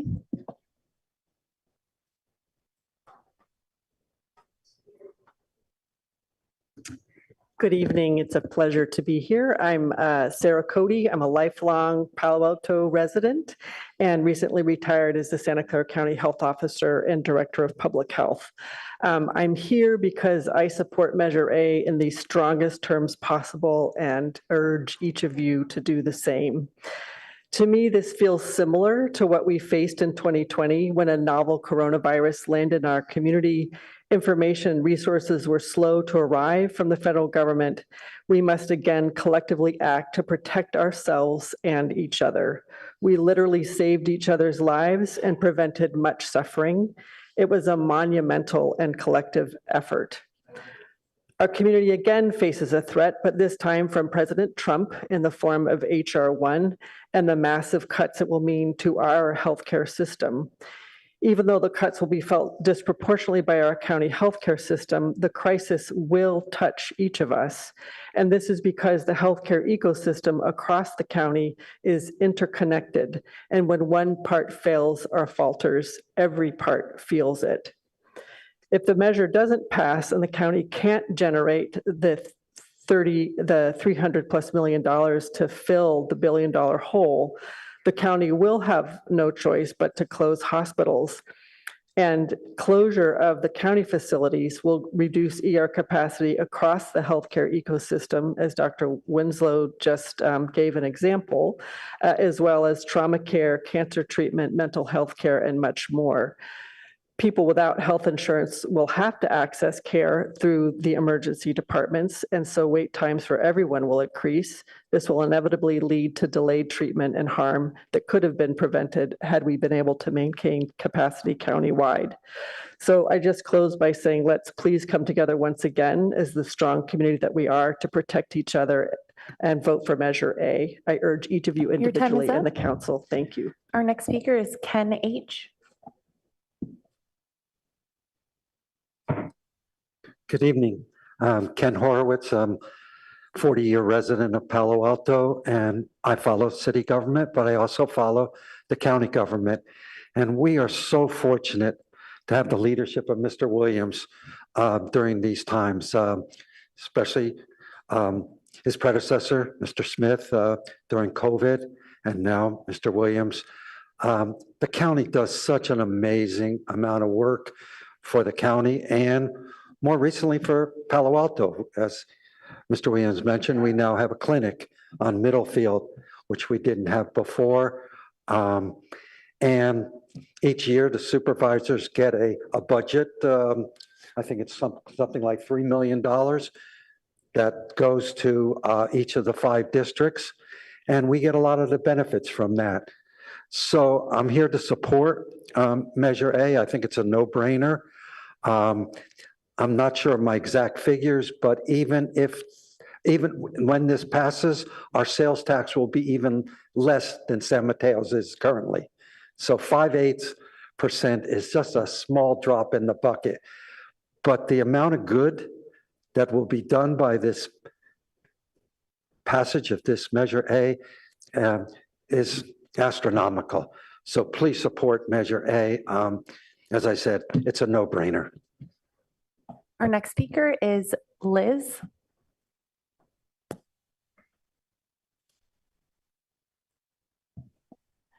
Hi there. My name is Liz Price. I'm a Palo Alto resident. I'm also a physician. I wanted to thank the presenter of this excellent presentation. I really appreciate the clear outlining of the catastrophic impact of HR 1 on all of us.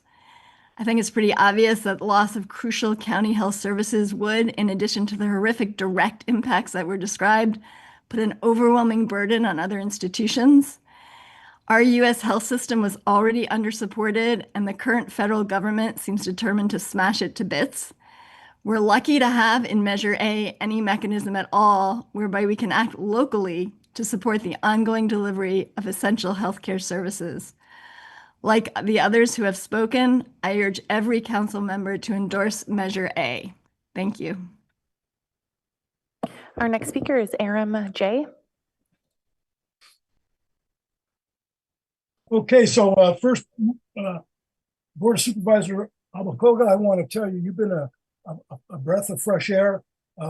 Raymond Goins, who's part of the Coalition for Justice and Accountability, we met with you on the taser issue. You listened carefully in person. Subsequently, we've met with a member of your staff at least twice, including this last week. Outstanding individual. I want to tell you that I was a county employee for 25 years and we worked day and night, 24/7 as a public defender. And one of the things I'm saying to Mr. Williams, who I met with, and thank you very much when you were county counsel on tasers, we sat right across the desk from you and we talked and you listened for quite some substantial period of time. And of course, it's a health issue. We need to keep tasers out of our county jail. It's a health and safety issue. I also want to put a plug in. I stay very close to our outstanding interim public defender, Damon Silver, and the other members of the public defenders in that command staff, and some of whom interned for me 30 years ago. They shouldn't have their budget cut any further. They are working day and night, and they're, of course, the very demographic that's going to be hurt the most if we don't pass this bill that we're talking about. We need to support it. We should need to support it any way we can. We can't afford any more budget cuts. So both to Margaret M. Koga and to James Williams. Thank you for the outstanding performance. Presentation night. Raymond Goins, thank you for always being there with our coalitions when we meet members of the Board of Supervisors. And I shouldn't fail to also mention that Margaret M. Koga also helped us get the mural, the racist mural in the courthouse in North County covered up with a curtain. Been there for 60 years. It didn't need to be there. So thank you all. Keep doing your good work at the county level. That concludes public comment on study session item 3. Okay, thank you. So we'll now go to the consent calendar.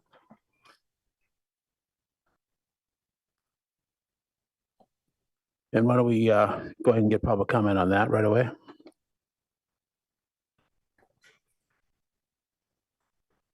Just wanted to confirm, I heard the agenda changes earlier. We're removing item 5 from off of consent. Okay. Our first speaker is Herb B.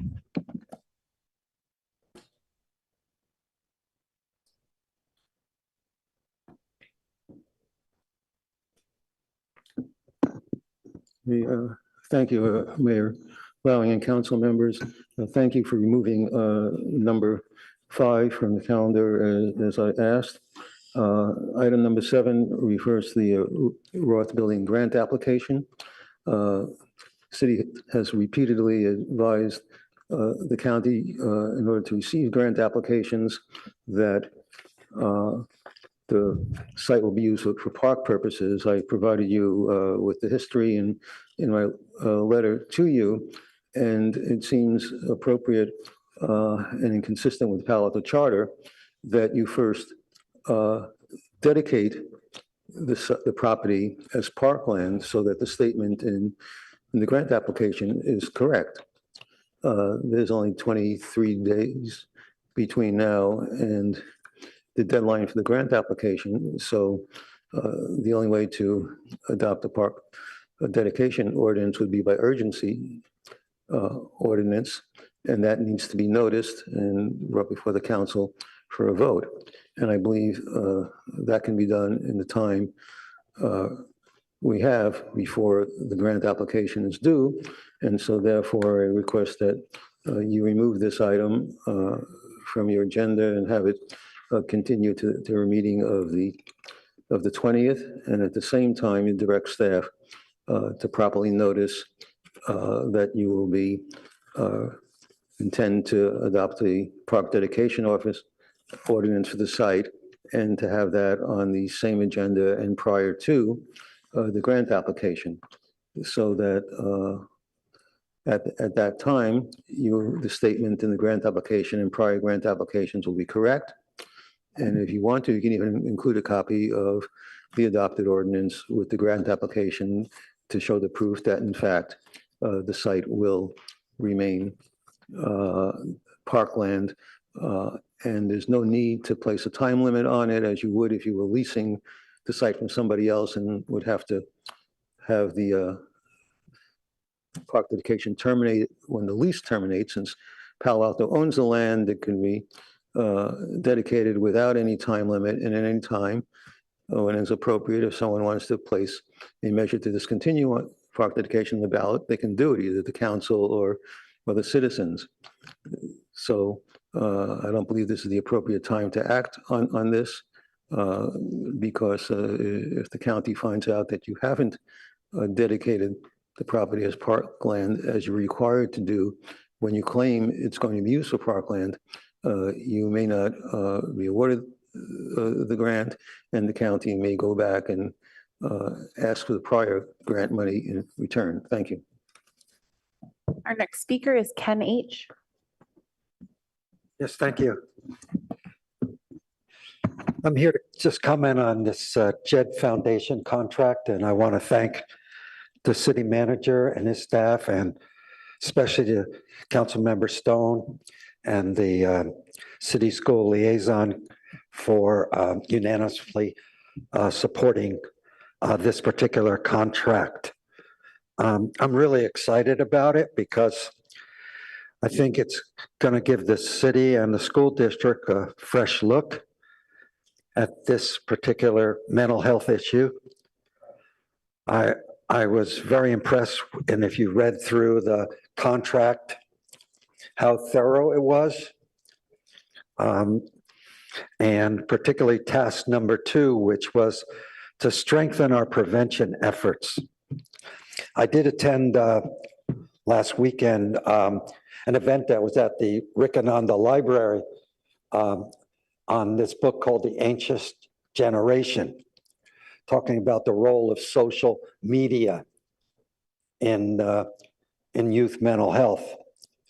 It was attended by about 10 people in person and maybe another 10 online. It was very well done, and there'll be other events at the Rickananda Library from the Wellness Committee. And then the other interest that I have in this strengthening prevention efforts is to get real data from the school district about these kids, what's really going on. And I think that's the reason why the school district kind of was reluctant to join the JED Foundation. I don't think they really want to share. They don't want to be transparent. But the JED Foundation will ask the good questions, which the school district hasn't been asked. And then another good book that I've recently purchased, it's called, well, not purchased, but got from the library. It's called Bad Pharma: How Drug Companies Mislead Doctors and Harm Patients.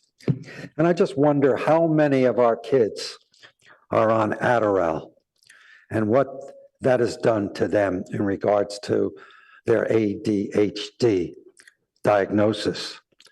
And I hope the JED Foundation will go deep. I don't know if they're listening to this presentation, but I hope they will, and they'll find out what really is going on with our kids. So thank you, Councilmember Stone. Thank you, Council, for approving this contract. And I look forward to getting some positive results and helping our kids and their youth mental health issues. Thank you again. That concludes public comment on consent calendar items 4, 6 through 16 and AA1. Thank you. I'd like to have the city attorney comment. We got a lot of late public comments as well as here in the chambers on number 7, I think it was. Right. Thank you, Mr. Mayor. So appreciate the confusion, but the county is aware that the Roth building has not been dedicated as parkland under the unique local procedure that is in the Palo Alto Charter. The grant requirement that we are submitting under, which is the second of 2, so we're doing this in the same way for the second time, does require a commitment to long-term use of a type that is represented by the museum, and the county is satisfied that the long-term lease that the city has with the museum meets that grant requirement. So there is not a concern about misleading the grantor here. And the park dedication process under the Palo Alto Charter does not have a time requirement. The appropriate time to make those dedications is left to the discretion of the city council. Thank you. Did council have any more questions for the city manager on that? Okay. So would you put the motion back up? Thank you. Council members who have any requests to pull? Councilmember Burt? Yes, I would like to pull item number 6. Councilmember Rectal? I also want to pull item number 6.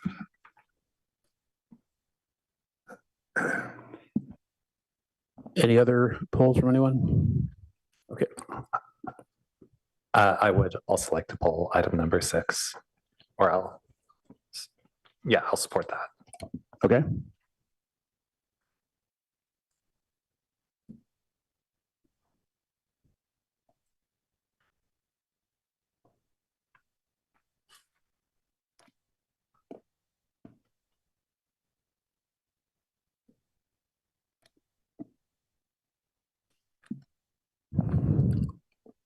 right, that adjustment has been made.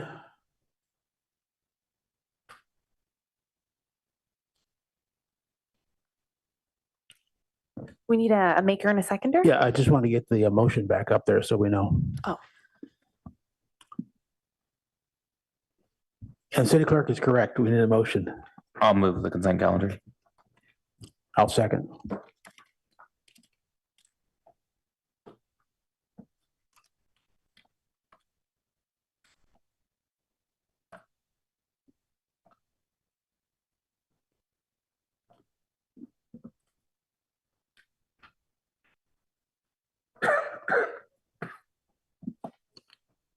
Okay, any other no votes? No. All right, we'll go ahead. Vote. Vice Mayor Vinker, Yes. Mayor Lowing, Yes. Councilmember Stone, Yes. Councilmember Rectal, Yes. Councilmember Lou, Yes. Councilmember Burt, Yes. Councilmember Lithcott-Haynes. Yes. Motion carries. Okay, thank you. City manager comments. Thank you, Mayor. If I could ask the city clerk for some assistance with slides. Also, just want to note on item number 6, with that being withdrawn from your consent calendar, I will have to advise the council, this is an issue of your council agenda capacity. And at this point, your docket's full through the end of the calendar year. And we'll look at opportunities to slot in those work plans, but in all likelihood, we'll be looking at 2026. It's time for that to be heard. All right, next slide, Can I please. ask a question? Yes, go ahead, Vice Mayor. Ask you a quick question about that. So what impact does that have on the commission's ability to carry out the work plans? You know, I would suggest that the interest in pulling would not affect the work that they already have ongoing. And unless council feels otherwise, I would communicate to the staff and to the commissions that they should proceed. Okay. Okay, Go next ahead. slide, please. All right, just a few calendar notes. Want to remind members of the community that tomorrow we have workshops on the rail grade separations at Charleston, Meadow, and Churchill. I got that in reverse order from how I usually would refer to them. Between 4 and 8 p.m., we will have staff there on both our topics throughout that time period. So would invite members of the community to stop by and hear and see the latest updates to those designs. Additional information provided at our website, paloalto.gov/grade separation. Also, just to note that those meetings will be at Mitchell Park Community Center. Next slide, please. Also upcoming this weekend through next week, we have Fire Prevention Week, including Fire Station 6 located on the Stanford campus will be open on, looks like throughout the week, if I'm reading that correctly, or in particular on Sunday the 5th, and that free parking will be provided behind the station on the campus. Also have a number of related events here, including, as noted, a story time with Chief Blackshire. Apparently the mayor set a high bar, and so the fire chief will be following. I like the trend. Yes. Next slide, please. Also upcoming this weekend, a number of other community events, including here our King Artists in Residency on Residence on Friday, Moonlight Run and Walk also on Friday, the Ride, Roll, and Connect with Neighbors at Bike Palo Alto at Fair Meadow on Sunday, as well as Mahjong, Munchies, and Lanterns, and the Palo Alto Art Center Family Days. So certainly lots of community activities through the weekend for members to participate in. Next slide, please. And finally, just looking forward to your upcoming agendas, just want to highlight a few items. Next week's meeting, you have a study session on the San Antonio Road Area Plan, as well as building code updates and the, as was noted earlier, opportunity for the council to take positions on items on the November ballot.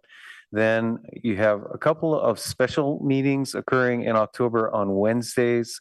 Wednesday, October 15th will be a special meeting for board commission committee interviews, and Wednesday, October 22nd, a special meeting as well that will have your topics of Lot T, residential development, as well as a study session on managing consultant services.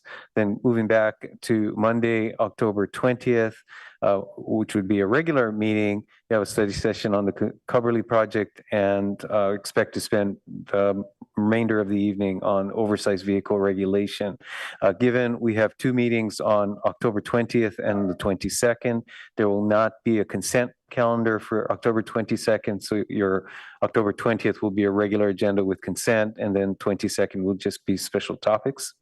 Then moving into November, we've got a number of items noted here. I won't list them out, but just noting that you have items that have been on the docket for a while. And with that, Mayor, that completes my report. Okay, Back to you. thank you very much. Any questions for the city manager? All right, at this time, our intent is to go into closed session on actually 4 items that are listed on the agenda. After that, we'll go into actually 4 items. Yes, thank you. And that's going to take up the rest of the evening, and I will come out and make a report at the end.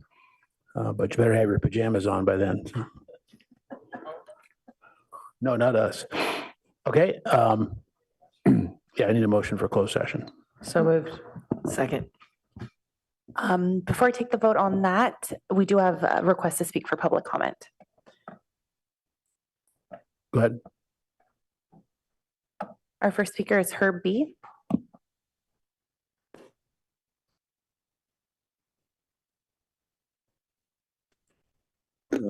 I submitted cards for 2 closed session items. Is my time for the 2 together or separately?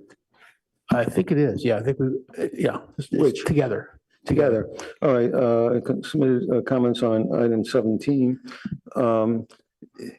It appears that staff has listened to my comments before the Planning Commission and understands that the address on this doesn't exist. And if it did exist, it would be on the other side of Alma Street and the train tracks than the project itself, and it would be on the other side of the street. And so staff and, its building eye site has changed the way of reaching it as to 156 California instead of 156 North California. Mayor Laring has already indicated he's appointed a committee prior to your closed session. And so it seems like the Maxim Mart site, which was zoned residential and then became temporarily for Fry's and is known as the Fry site, where essentially a planning decision was made in closed session on litigation rather than in public to get to see how council members voted on different proposals and amendments and changes.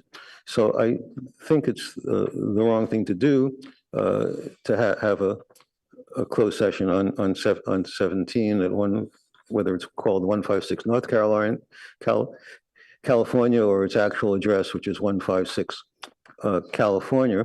And a typical tactic is for a developer to ask for more than it knows it's willing to settle on in the first place, and then create the conditions to claim, oh, it has to have litigation about this, and then the council makes a decision in private and announces it the way it was done on the former Fry site. And in fact, one of the negotiators appointed was the same person on that site. In regard to the evaluations of the council appointed officers,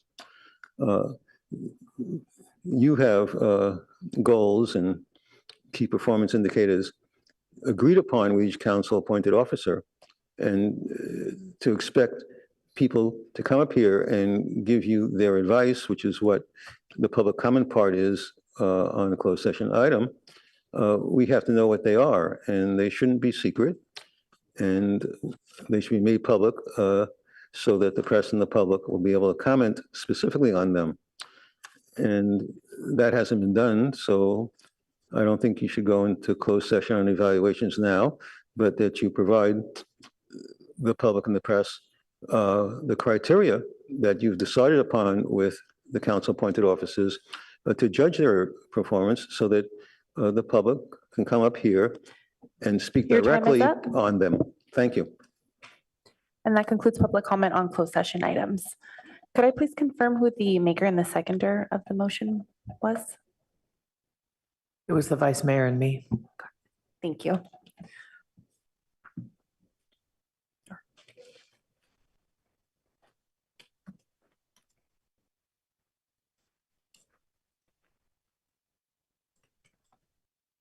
All right, taking the vote to go into closed session.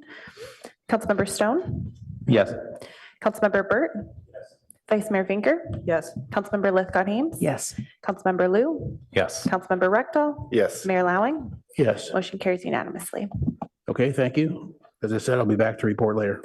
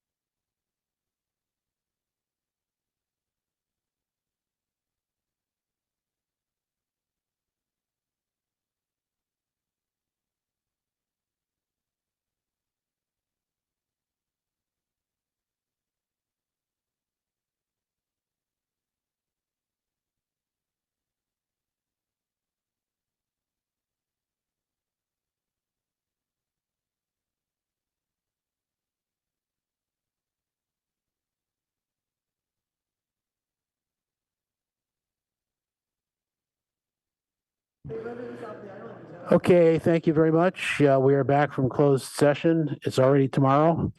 Item 17, potential litigation on 156 North California Avenue, no report. Item, well, it's now AA2 on local tax, no report. Item 3, AA3, conference with city attorney. I'm announcing the council voted 7-0 to authorize the city attorney to file papers to join King County versus Turner, U.S. District Court, Western District of Washington, case number 225-CV00814. And that concludes our items for tonight, and we are adjourned.